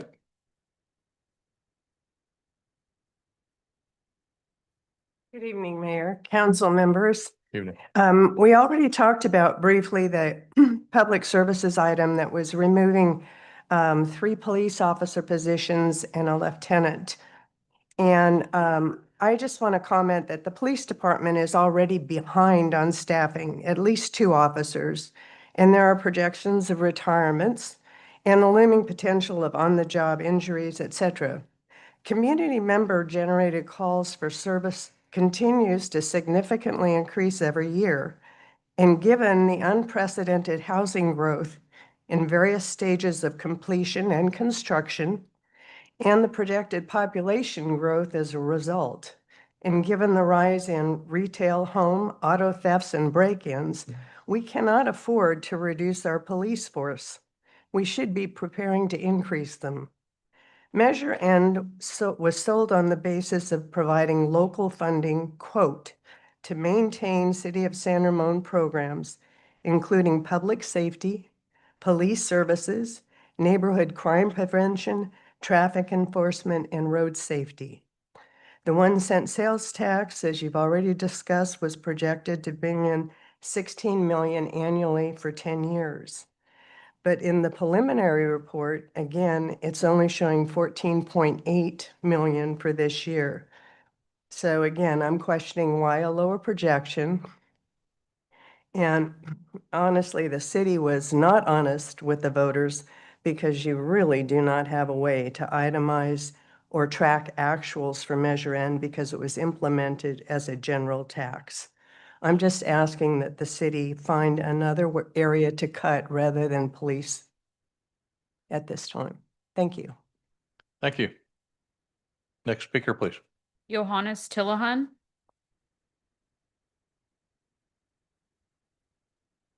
Hi again, everyone. I think by the presentation from Jennifer, 80% of my questions were answered. I just have one comment and 2 quick questions. My comment is, I know it doesn't apply, but it's something that has always boggled me. Maybe my lack of my learning how to understand how government functions and going private sector, something I've spoken to Martin about is in all this budget that I see, it always boggles me how we don't see anything on education. I know Councilwoman Mario Rubio has explained it to me that you have no say, so it says SRVUD, the school board that has a say so, but it's just one of those things I've never understood about government. My question, 2 questions is, I think all of you have a lot of questions, so I'm just going to reduce it to one because there's a lot of things that needs to come. And I want to continue my question on what Councilman Adler said is, this thing was, this is something that I voted for and I convinced a lot of people to vote. That's very personal. So I want to see the effect on it. And the projection, if I'm correct, Jennifer, you said that it was done by a consultant. My question is, if the consultant was wrong by a major, what happens to the city? I think Stevie said it's a conservative approach that you talk, what if consultant, and half the time consultants are off, what's the effect on it, on the budget? This one is very personal, happens, I don't know, the lady who just spoke, just coincides with her. It's something I've been vocal quite open is the police department, and that is, personally, I've always felt that there's not enough police on the streets. When I drive, I've never seen it. I've always been conscious about it. So to me, I know there's a study coming out in July, I believe. I will respect whatever decision, but for me, the way I see it is, if they say that it needs more police, they've lost 8 people. If you give them half of them, if you say you increase them 5 people at 175 salary average, plus benefit, that's about $250,000. If you add 5 people, that's anywhere from a budget from $1 million to $2 million. Have you put a consideration in that to add it, where some money is going to come from? Because it seems like your profit margin, not profit margin, whatever you call it in government, is very small. And where would it come in and how would you handle it? That's all. Other than that, Jennifer and your team, amazing present. I always love the finance presentations. Thank you. Thank you. Next speaker, please. That was the last speaker card. We did receive written comment from Diana Corpy. Okay.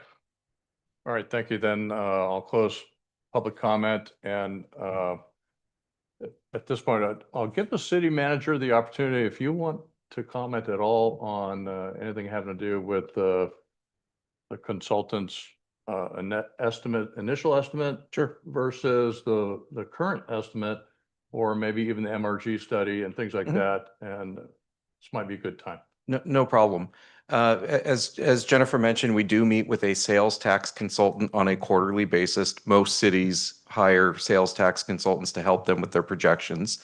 That same consultant provided the initial projection of almost 16 million to be generated. I think it was like 15.8 for Measure N.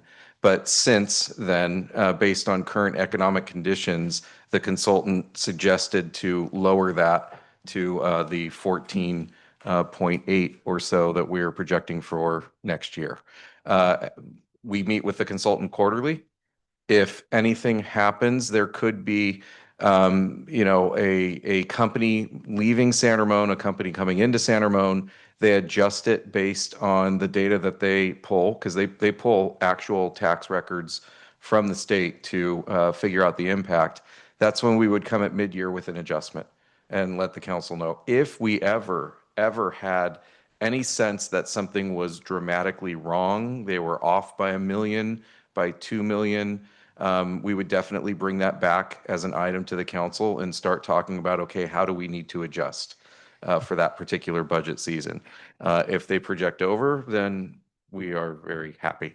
But typically, in my experience, at least over the last 3 or 4 years, they've been pretty spot on with their revenue estimates based on real data from the records.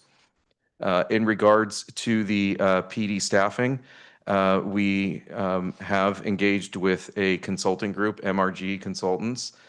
They've completed their interviews and assessments of our situation here in San Ramon. The reason why we did engage with the consulting firm is every city is unique in their crime rate, the makeup of the community, the amount of staffing needed. They are in the process of writing up their findings and their analysis, and they should have a report, I think, in the next couple months or so at the latest. We really wanted that analysis to provide a roadmap for the future.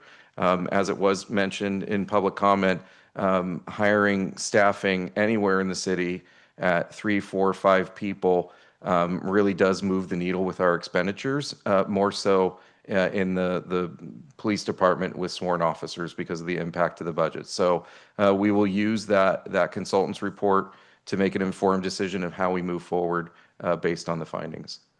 Okay. All right. Thank you. So just to add the comment on what Steve said, one of the things, especially on the retail side, because of the tariffs changes, so there is a lot of changes in expectations. So that's why a lot of these, when they projected certain number, now they are reducing that across the board toward the nation. That's happening. Yeah. Well, and I'll add to that, HDL also does audits of sales tax for us. So they'll look at what businesses are reporting in other agencies like ours, with similar economic demographics. And then they will go in and check and make sure that they're applying the correct rate, that they're recording this tax to San Ramon as they should. And then they, help them to file for corrections. And I have a question, and we may not have the answer to it, so it's okay if we don't right now. In terms of proportionately how much we invest in technology when it comes to public safety, are we proportionately investing more in technology as well relative to other comparable cities as well, or no? That again would be another. It's hard to compare because of city sizes and department sizes, but I would guess that we're, with our drone as a first responder program and other technologies, we're up there with looking at whatever would assist in our enforcement activities, but also whatever would assist any of our departments in general. We're constantly looking at new technologies and ways to make things more efficient. It's a little bit different, I believe, in the realm of police departments because you can't replace officers with technology. You still need the officers there, but whatever we can look at to assist, we make sure to research. I do want to mention the 3 positions last year were unfunded. So it's not a reduction this year. It's continuing what we had last year for the funding. And also, when looking at the lieutenant position, it's always a question of, okay, we've been without a certain position for so many years. How have we operated? Do we need a lieutenant, or could we fill that with an officer position? Could we hire a couple of public safety technicians that can do many of the duties of police officers that can help so there's a lot of moving factors. Then, okay, one is lost, then we replace exactly. We're making sure we're doing a thorough assessment of everything before we make that commitment. That's great. And by the way, my hat's off to our chief, because San Ramon was ranked by SafeWise.com as the 9th safest city in California. So thank you for that outstanding job. All right, before we move off this item, any final comments from council members? Okay, looking down this way. Was there a discussion of the impact of tariffs on sales tax? I mean, was that something that they get into at all? I mean, is that because that is a factor that we didn't expect initially, so. I did talk to the consultant about it, and he said tariffs, inflation, and how they could impact consumer purchasing habits is something that they're keeping an eye on, but it's very difficult to, to make any estimates right now about how that will fall out. All right, thank you. Any final comments? Anyone? Okay, well, I'll just say thank you, Jennifer, for putting this information together. I do like that we're kind of keeping a separate look on the Measure N funds separately. As we said, we're going to use this as a baseline year to kind of figure it all out, and just let's not try to go overboard spending everything all of a sudden. We got a windfall profit and let's go spend it all. Let's be really cautious about that. As we said in the last workshop, and you mentioned even that it's one-time money 10 times. Yes. And we need to figure out how to kind of wean ourselves off of that if we can find some efficiencies, if we can generate some additional revenue somehow, if we can do some other reductions, we may or may not be able to do that, but we'll continue to look at that. I do feel better this year about our budget at this time of the year than where we were last year at this time. So I feel good about that. And I'm glad that we're including some things this year in the budget that are kind of more public facing. I'm glad that our residents should be able to see some changes and some things that improve their quality of life, and in terms of services and programs and like. And with that, do you need any other guidance or direction from us? There's no decision on this item tonight. I think that if you have any feedback out, after the meeting, feel free to email me, but otherwise, I'll bring back climate action plan mid-year or as soon as we know. And I have a couple items to follow up on, but otherwise I'll be focused on getting that budget document together. Okay. All right. Thank you, Jennifer. Okay. Next item. Item 9, new business. 9.1, public hearings, status of the city's vacancy, recruitment and retention efforts in calendar 2024 in compliance with Government Code Section 3502.3, otherwise Assembly Bill 2561. Presentation by Megan O'Donoghue, Human Resources Manager. Okay, Megan, you're up again. Hello again. Give me one moment here. I'll pull up the presentation.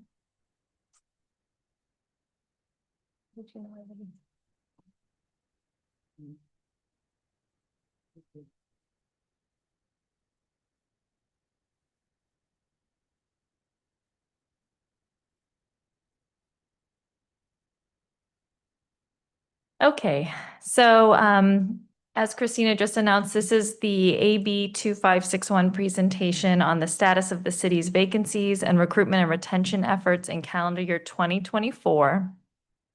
As some background, effective January 1 of this year of 2025, AB 2561 updated the Myers-Milius-Brown Act, or the MMBA, which governs labor relations for public agencies like the City of San Ramon. So specifically, AB 2561 created new obligations for public agencies related to vacancies, recruitment and retention efforts, and challenges or obstacles in the hiring practice, with the interest, a statewide interest, to ensure that public agencies are appropriately staffed. So beginning with this public hearing tonight, the city will annually conduct a public hearing to present information on these items to the city council, and that will occur on an annual basis prior to the adoption of the city's budget, which is why we're here. Okay. There's a statewide interest in our. Statewide interest. Good. And generally, I'm happy to report, as we'll see in the following slides, the city of San Ramon is doing very well in terms of vacancy rates, recruitment, and retention efforts. So for calendar year 2024, this is a slide that talks about all the vacancies created, filled, et cetera, but the kind of take-home points are that our average number of vacancies is 4.3%, which is quite low, I would say. The highest number we had was 6.3, lowest was 3.1%. Specifically related to our bargaining units, so within the city, we have two labor groups. That's the Police Officers Association, or the POA, and then we have SEIU Local 1021, which primarily represents our maintenance employees. And then the balance of the city's employees are unrepresented. So as of the end of calendar year 2024, SEIU positions, we had an 8.3% vacancy. POA positions, we had a 1.5% vacancy, and then a 7.6% vacancy rate for our unrepresented employees.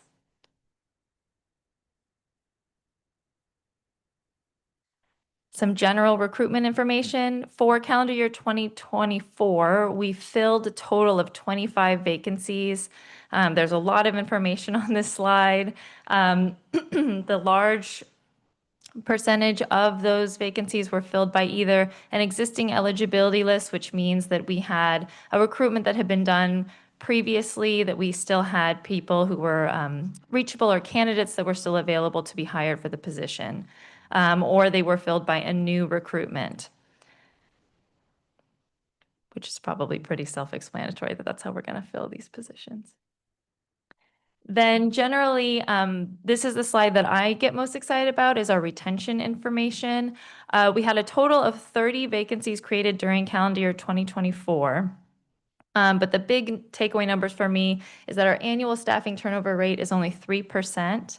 And if you can kind of sort through, there's a lot of language on here, but the bulk of our vacancies were created by either internal promotion or people who are retiring. So people who are naturally kind of at the end of their public sector career and were moving on to a next phase in their careers or lives, or naturally, anytime we promote someone, their position gets vacated. So to me, those are really positive numbers and speak to a really strong retention program here at the city. Finally, we're always reviewing our recruitment processes, policies, procedures. We face certainly the same hiring obstacles that most public agencies face. We have a rigid practice. We try to keep things as structured, as fair, objective, defensible as possible, which can sometimes build in some time. We do lengthy background checks, et cetera. But beyond that, we are in a fortunate position right now to say that we have not identified any other significant hurdles to our recruitment efforts. I think you can see that in the numbers. And that's the bulk of our presentation tonight. So if you have any questions, I'd be happy to answer them. Okay, any questions? One quick question. Yeah, go ahead. Thank you, Megan. How many would you say is lateral positions from other cities? Do we see local barrier cities, people coming? Do we have higher open positions for lateral movement from other cities? Sure. I mean, if someone wanted to come from another city, that's certainly possible. They would still come in kind of as any other candidate would. So if you had a management analyst, say from another city, who wanted to come to an analyst position here, they would certainly be able to apply for that. And I would say probably be a competitive candidate, just like anyone who would be an accountant at a private sector firm who's trying to get an accountant position in another private sector firm. So in terms of from agency to agency, they still come in another way. We do have lateral opportunities in the city that come up from time to time. And in that case, sometimes we send an email out to folks in the city to let them know. Other times they kind of express their interest and they're placed on the eligibility list in a way that shows they're a lateral candidate. So they're an internal city analyst going for an analyst position in another city department, as an example. You get many candidates through the website, job board, or is it headhunters or? Primarily through the job board. We sometimes use executive recruiters for open director level positions, but those are fairly infrequent. So I would say, all of our candidates ultimately come through our online portal. So either the city's website or, they find us. Sometimes we post on specific job boards if it's for, say, an engineer position or something like that, where we feel we can reach the most amount of candidates. I see. And one final question, the background checks, are we using a software like HireRight? Are we using? For anything? background checks, we use a company. We have a company that we contract with. Obviously, public safety background checks are different. Those are done by our police department. But yeah, we have a company that we work with on those. I see. Okay. Yeah. Thank you, Megan. Yeah, thank you. Okay. Any other questions? Okay. And do you need anything from us on this? Nope, it's just informational, and can't say enough that I'm very happy with the information that I'm able to share, and I hope we kind of continue this way for the city. Yeah, thank you. So good numbers, and every organization goes through change in terms of their personnel, but those numbers are encouraging. And generally, people like it here. They like to stay here, and they want to come here as well. Yes, Yeah, absolutely. retention, definitely. That says a lot about the quality of employment here. I agree. Yeah. And good leadership. Yeah, we have people who've been here for 20-some years. And so that's the other thing, we offer them opportunities to move upward, especially people who've been here for a long time, because they have so much of that historical knowledge of the city that is invaluable. You cannot replace that. Yes. So thank you for the great work and for keeping your people happy. Yes. Okay. Thank you, Megan. Thank you. All right. Now we will. Excuse me, I we do need a need- motion to open up the public hearing. I'm sorry. You read my mind. Okay. Sorry. Can I get a motion to open a public hearing on this item? I move the motion. I'll second. Okay. We have a motion. Vice Mayor Veros, second, Councilmember Rubio. And. Okay, 5-0. We are opening the public hearing. Do we have any speaker cards? I do have one speaker card for this item from Sharad Kathrani. Okay.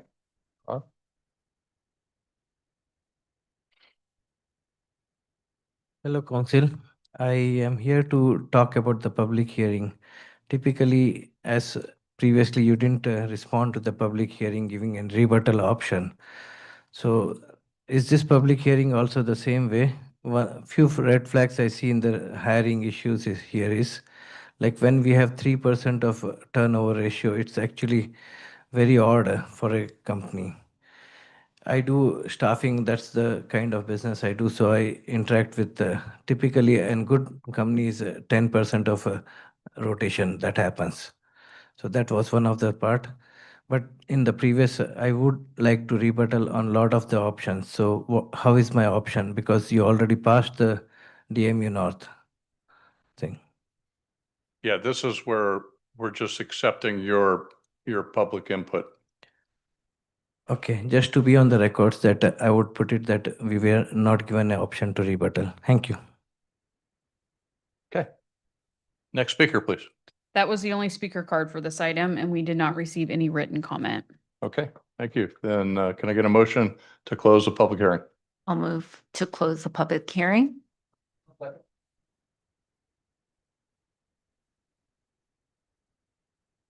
All right, motion, Councilmember Rubio, second, Councilmember Veros. Sorry, Adler. I heard a voice down there, at that end. All right, I need a second by Adler.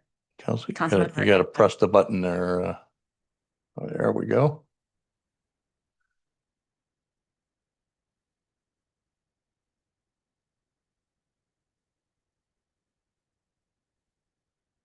Okay, public hearing is closed. The item is back to the council for any final comments. Well, we should be proud of the retention, right? Yeah. For example, in my previous job, like 25 years I worked, only one employee left throughout my career. That was part of my resume. I was very proud about it. So we should be, as a city, should be very proud about it. So congratulations on great retention. Okay. Yeah, I agree. I think we're doing a great job. All right, seeing no other discussion, then we will bring this item to a close and we'll move over to item 10. City manager and council member comments. Matters initiated. City manager. All right, thank you. I do have a few items this evening. There will be a free pet vaccination and microchip clinic this Sunday, May 18th.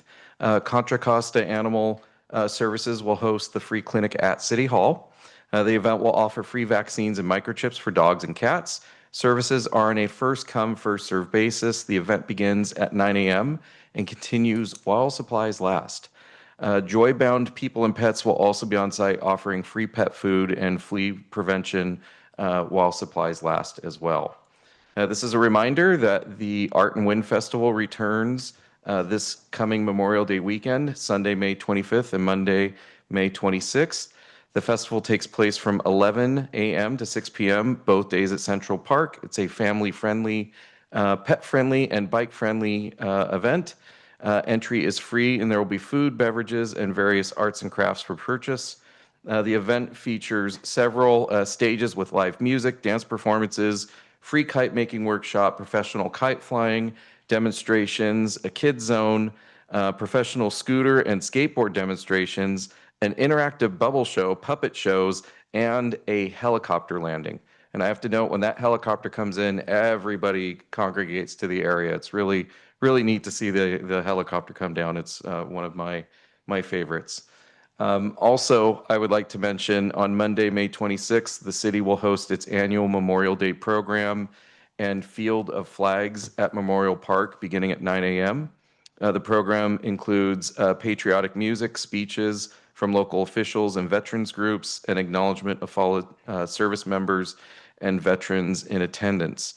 Residents may request commemorative flags in person at 8:30 a.m., excuse me, or by filling out the form linked on the city website ahead of time. And my final update for this evening, although technically will be still employed by the city of San Ramon for a few weeks, this was Kathy Hyman's last meeting. We will have a celebration. We will have a retirement event in the Rotunda, but also Kathy will be coming back later in June for a formal proclamation, and that's after. We just need to make sure that you're really retiring, Kathy. I'm still holding out hope that it's a April Fool's, like a late April Fool's joke, but Kathy will be back for the full recognition. So this was Kathy's last technical, well, not really technical. You'll be on vacation at the next one, but anyway. I hope. I've been trying to figure out a way, but I think it's real going forward. So I just wanted to make sure that Kathy was recognized this evening. And that concludes my report out. Okay, thank you. Let's go. We'll start it down at my right side. Oh, yeah. Councilmember Ryan. Thank you. Before I begin, I want to address again, I do read residents' emails and I do listen to comments. And for those following along, you can go to legalinfo.legislature.ca.gov and here we go. So let's talk about public participation for a moment in the Brown Act. Participation is a vital part of our democracy, without a doubt. And this council deeply values the views and voices of our residents. But we operate under a legal framework. And that defines how public meetings are governed and must be conducted, and it's under this act. Under Government Code Section 54954.3A, the Brown Act, members of the public must be given the opportunity to directly address the legislative body before or during consideration of each agenda item. This ensures that your voices are heard prior to council deliberation, but this statute does not guarantee the right to rebuttal, either to respond to comments made by council members or by other members of the public. And this structure was upheld multiple times recently in the California courts, several key decisions.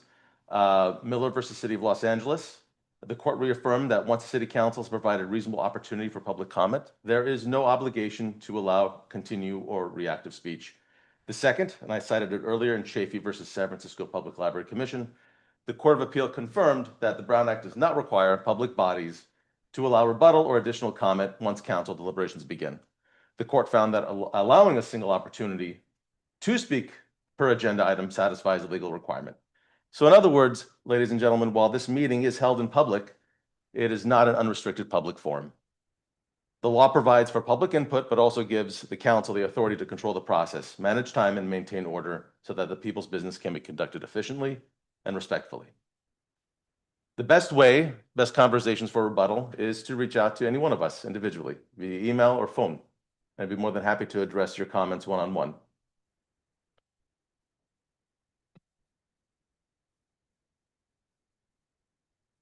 I'd like to congratulate Chief of Police. We had an awards event, Red, Blue, and Gold awards event I attended with the mayor. I think it was back on May 9th for Mother's Day. And I'd like to congratulate Captain Chris Cunningham, 21-year veteran, the San Juan Valley Fire Department, and Officer Sean Allen, San Juan Police Officer. So congratulations to our two first responders here in San Ramon. That was a well-attended event hosted by the Knights of Columbus. On April 24th, I attended the San Ramon Library Foundation, and the Night in Stacks on Saturday, 4/26 was a successful event, very well attended. I think we had about 70 or 80 attendees. April 30th, we had the San Juan Valley Education Foundation Night with the Stars at the Blackhawk Country Club, followed by a Dinners Award to commemorate our partnership with our schools and our teachers and staff. It was attended by our superintendent, CJ Kamek, along with district staff, principals from schools. And we recognized Ilana Israel Samuels, Director of Communication and Family Community, who I understand moved on to Fairfield Sassoon Unified School District. So we will miss her. Congratulations to her. On May 1st, attended the Mayor's Conference, a set in place for Mayor Armstrong. There we had a presentation, took up most of the time through EBMUD, East Bay Water District, discussing their rate hikes and repairing infrastructure, et cetera, maintaining the quality of water. On April 5th, we toured with fellow council members the Iron Horse Trail Bridge and bridge inspection and tour. It's a beautiful bridge, beautiful view. I'm very excited. Can't wait for it to open up. May 7th was the San Ramon Citizens Academy Award for the graduates. Congratulations to the graduates there. I think the mayor was there as well with me, so that was congratulations. I know there's 2 a year, so if you have an opportunity, please feel free to reach out to any one of us or check out the website and see when the next class is going to be held. And that is it for me, Mayor. Okay. Keep coming along here. Councilmember Rubio. Okay, sounds good.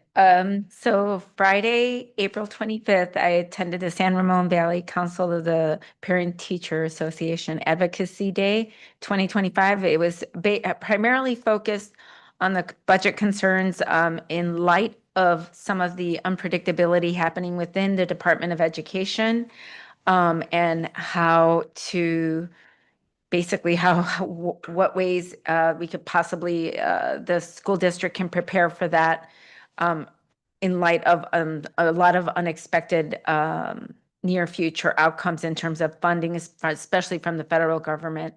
Then on Tuesday, April 29th, I attended the BSA Troop Talk for the Girl Scouts. And I attended the Girl Scouts again on Wednesday, April 30th. It was a highest award service ceremony. This is my second year attending that. And every year I'm just surprised how much time and dedication these young girls are really taking out of their day. They don't have to do this, but they're doing it because they really want to serve their communities and are learning early in life the significance of public service and truly the selflessness aspect of it, of public service. And then on Friday, May 2nd, I attended the CCTA, which is a County Connection operations scheduling meeting. That was, we discussed a diesel tank replacement project and authorizing the purchase of 225,000 gallon above ground tanks to save costs and minimize disruption. Originally, they were being required to have to dig out the tanks from underground before they could even replace them. But now they are being given the ability to just build above ground, which is actually much more cost efficient, not only to replace, but to maintain. And then excuse me. And then the board also considered procurement options favoring competitive bids. Their ridership has stabilized at 84% of pre-COVID levels with a 5.1% increase in March. Paratransit trip demand has risen by 62%. And just so people know, paratransit trips are bus services provided to people with disabilities. So that's a good thing. So we're getting 62% increase there, leading to a 25% increase in program cost. Which is, and then the board will request a $750,000 budget amendment to address these costs. And we basically concluded with a focus on balancing innovation with sustainability and labor considerations. And then on Monday, May 12th, I attended the Senior Foundation meeting, and there we focused on, they discussed was the budget and program planning. Hold on a second, I just want to make sure. Key points included the approval of the approved budget versus year-to-date budget with specifics on printer supplies and toner costs. Believe it or not, they're actually doing super well. They have saved so much money. It's almost like $125,000 in the bank. It covered, so the discussion covered the purchase of televisions with $13 spent out of a $2,000 budget and the potential need for additional mounting equipment. All I can say is overall, they're really trying to focus on improving the experience they have in these social events that they're having, and making sure that it is something and that is rewarding and fulfilling to the seniors there who are attending. And they have done an incredible job, honestly, just really being efficient and increasing their funds. And so definitely something to learn from the seniors there. So thank you. Okay, thank you. And let's go down to Councilmember Adler. Thank you, Mayor. I would be remiss without mentioning that on Saturday, Rotary is going to have their big yearly truck time event next to the city center where they take up that huge parking lot, and we have fire trucks and we have buses and we have every kind of vehicle you can imagine there. So families can come and kids can climb all over the different sorts of vehicles. So that'll be this Saturday. You can get tickets there. And going back to my activities on April 27th, on Sunday, I met the mayor and we were over at Windermere Ranch Middle School, where we watched two very good cricket teams play for the USA, or the U13 USA Cricket Bay Area Regionals Championship Final.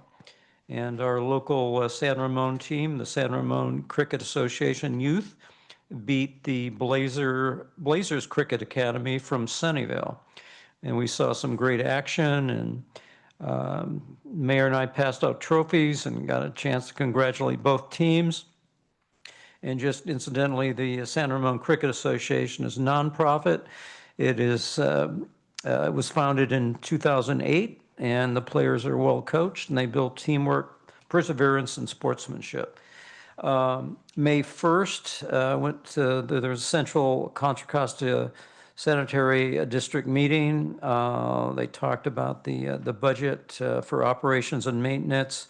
As of end of March, the budget, they budgeted about 73 million, and they've spent so far 68 at that point. So there was an award presentation to Mafei Liu, LIU, from Miramonte High School in Orinda, winner of the Contra Costa Science and Engineering Fair.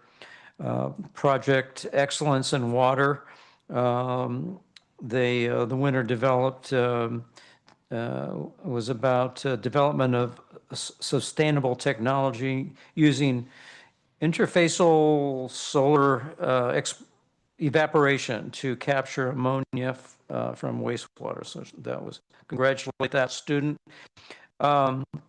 I got a chance, actually, my Rotary district, which is 5160, which goes all the way to the top of the state. So there's like 70 clubs, and we stayed locally at the Marriott in San Ramon. And I actually stayed. I kind of wanted to see what that facility was all about, because we have a lot of businesses that come into San Ramon.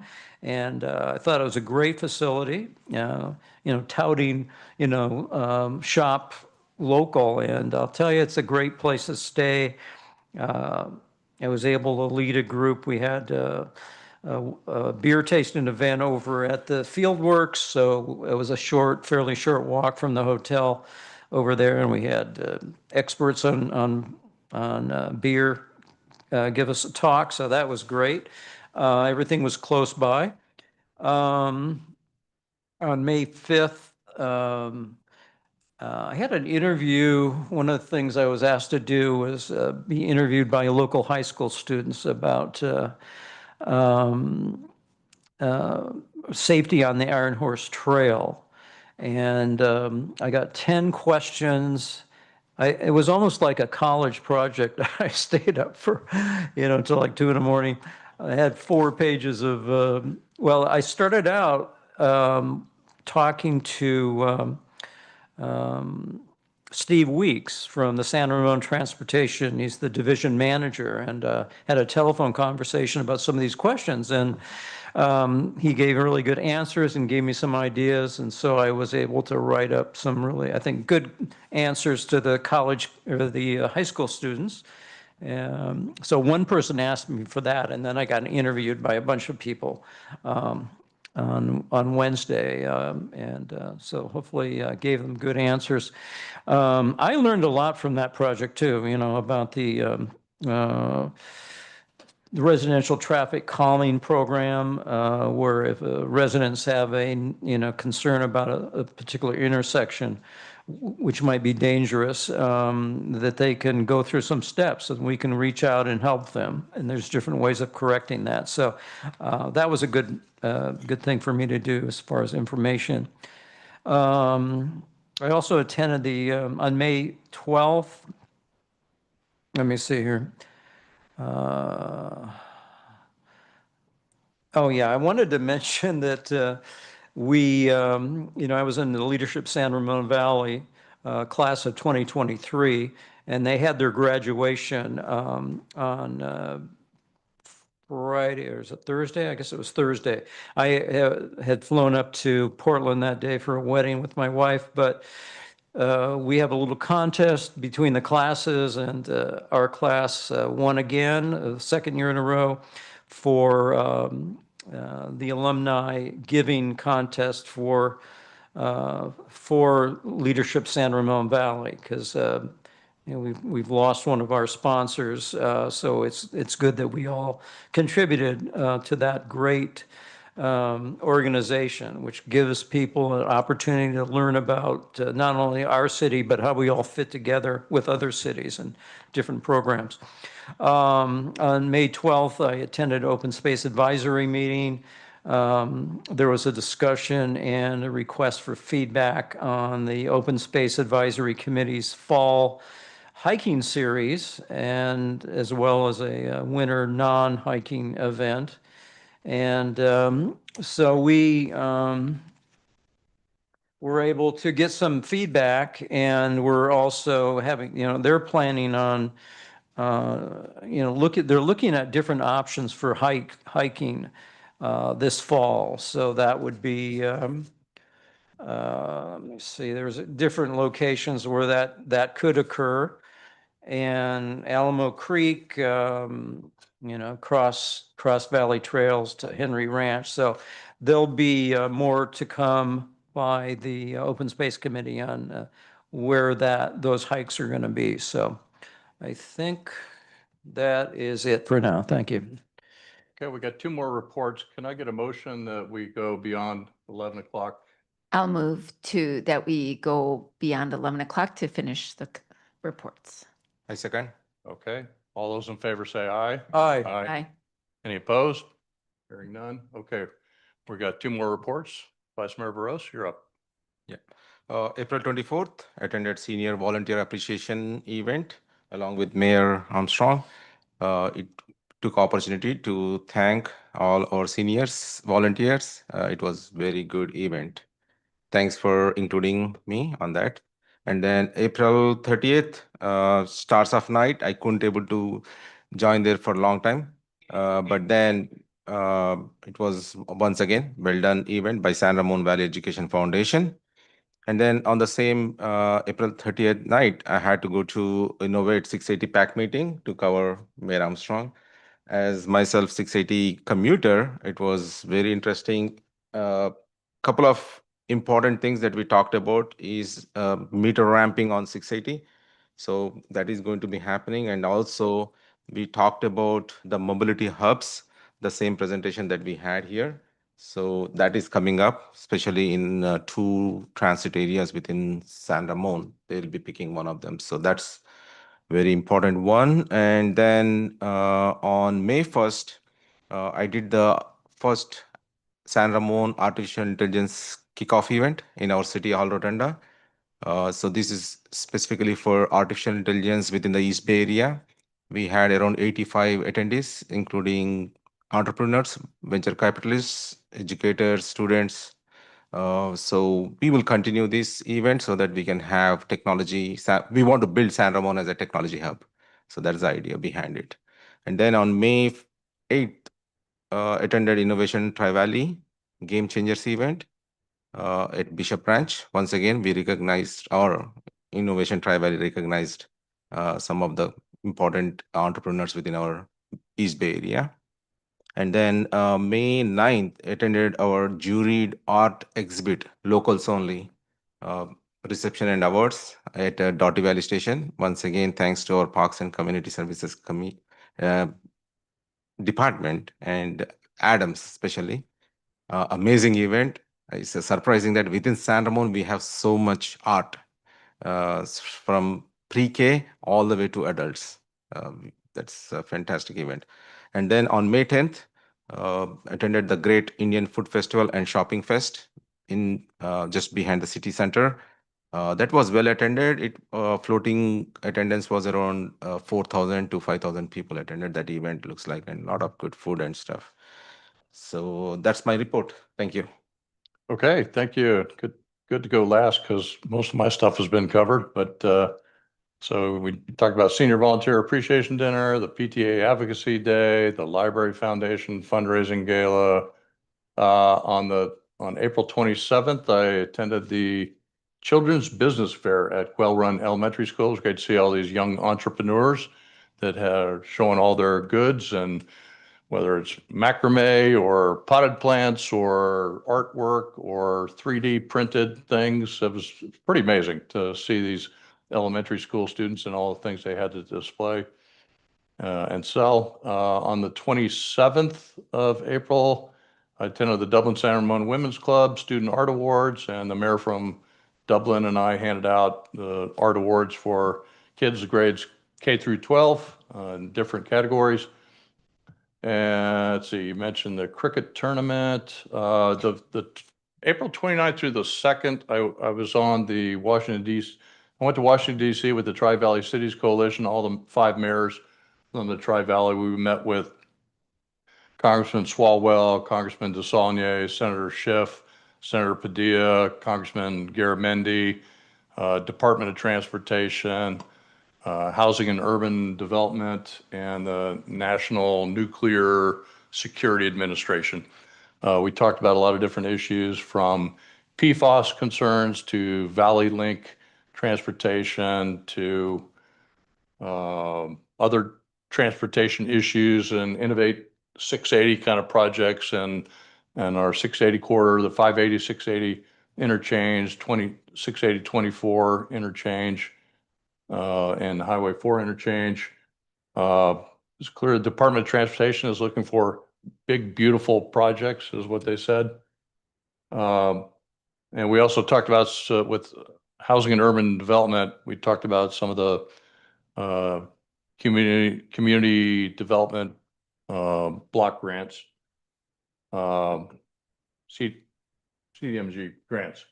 And but it was a good trip, and it's always uncertain how much we move the needle on any one issue, but we at least were able to kind of continue to say our message and speak as one voice of 350,000 people that we represent as a Tri-Valley mayor. So it was a good trip. Then on the 2nd of May, I was at the Quail Run Elementary School Multicultural Day, and it was great. It was a little different than some of the other ones I've been to at the elementary schools, where it's more of a food and booths and displays and crafts and dress and things like that. This was more a show of different cultural shows that were being presented.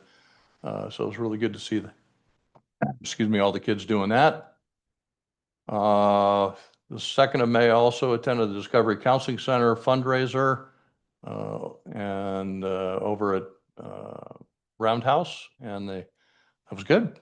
Discovery Counseling Center, they're based out of Danville, but we got an office over, or they have an office over at the Doherty Station Community Arts Center. And let's see, the 3rd of May, I attended the Children's Makers Market that was over at the Doherty Station Community Arts Center. Very well attended. A lot of, again, it's kind of like the other event I went to at Quail Run for all the students had different things to sell, and just the kind of the entrepreneurial spirit and the innovation that was on display was really encouraging. On the 3rd, I also attended the Senior Foundation Derby Fashion Show and Tea, which was actually kind of fun to see everybody dressed up. It was on Derby Day, Kentucky Derby Day, so they're all in their fancy hats, and they had a fundraiser and fashion show and everything. But everybody's having a good time there, and benefits that go towards the Senior Foundation and our support of our senior center. Had a meeting with the Tri-Valley mayors again to talk about some legislative update items. On the 7th of May, I attended the Citizen Core Council Policy Advisory Committee meeting. We talked about a lot of different things. Chief Carlson was there.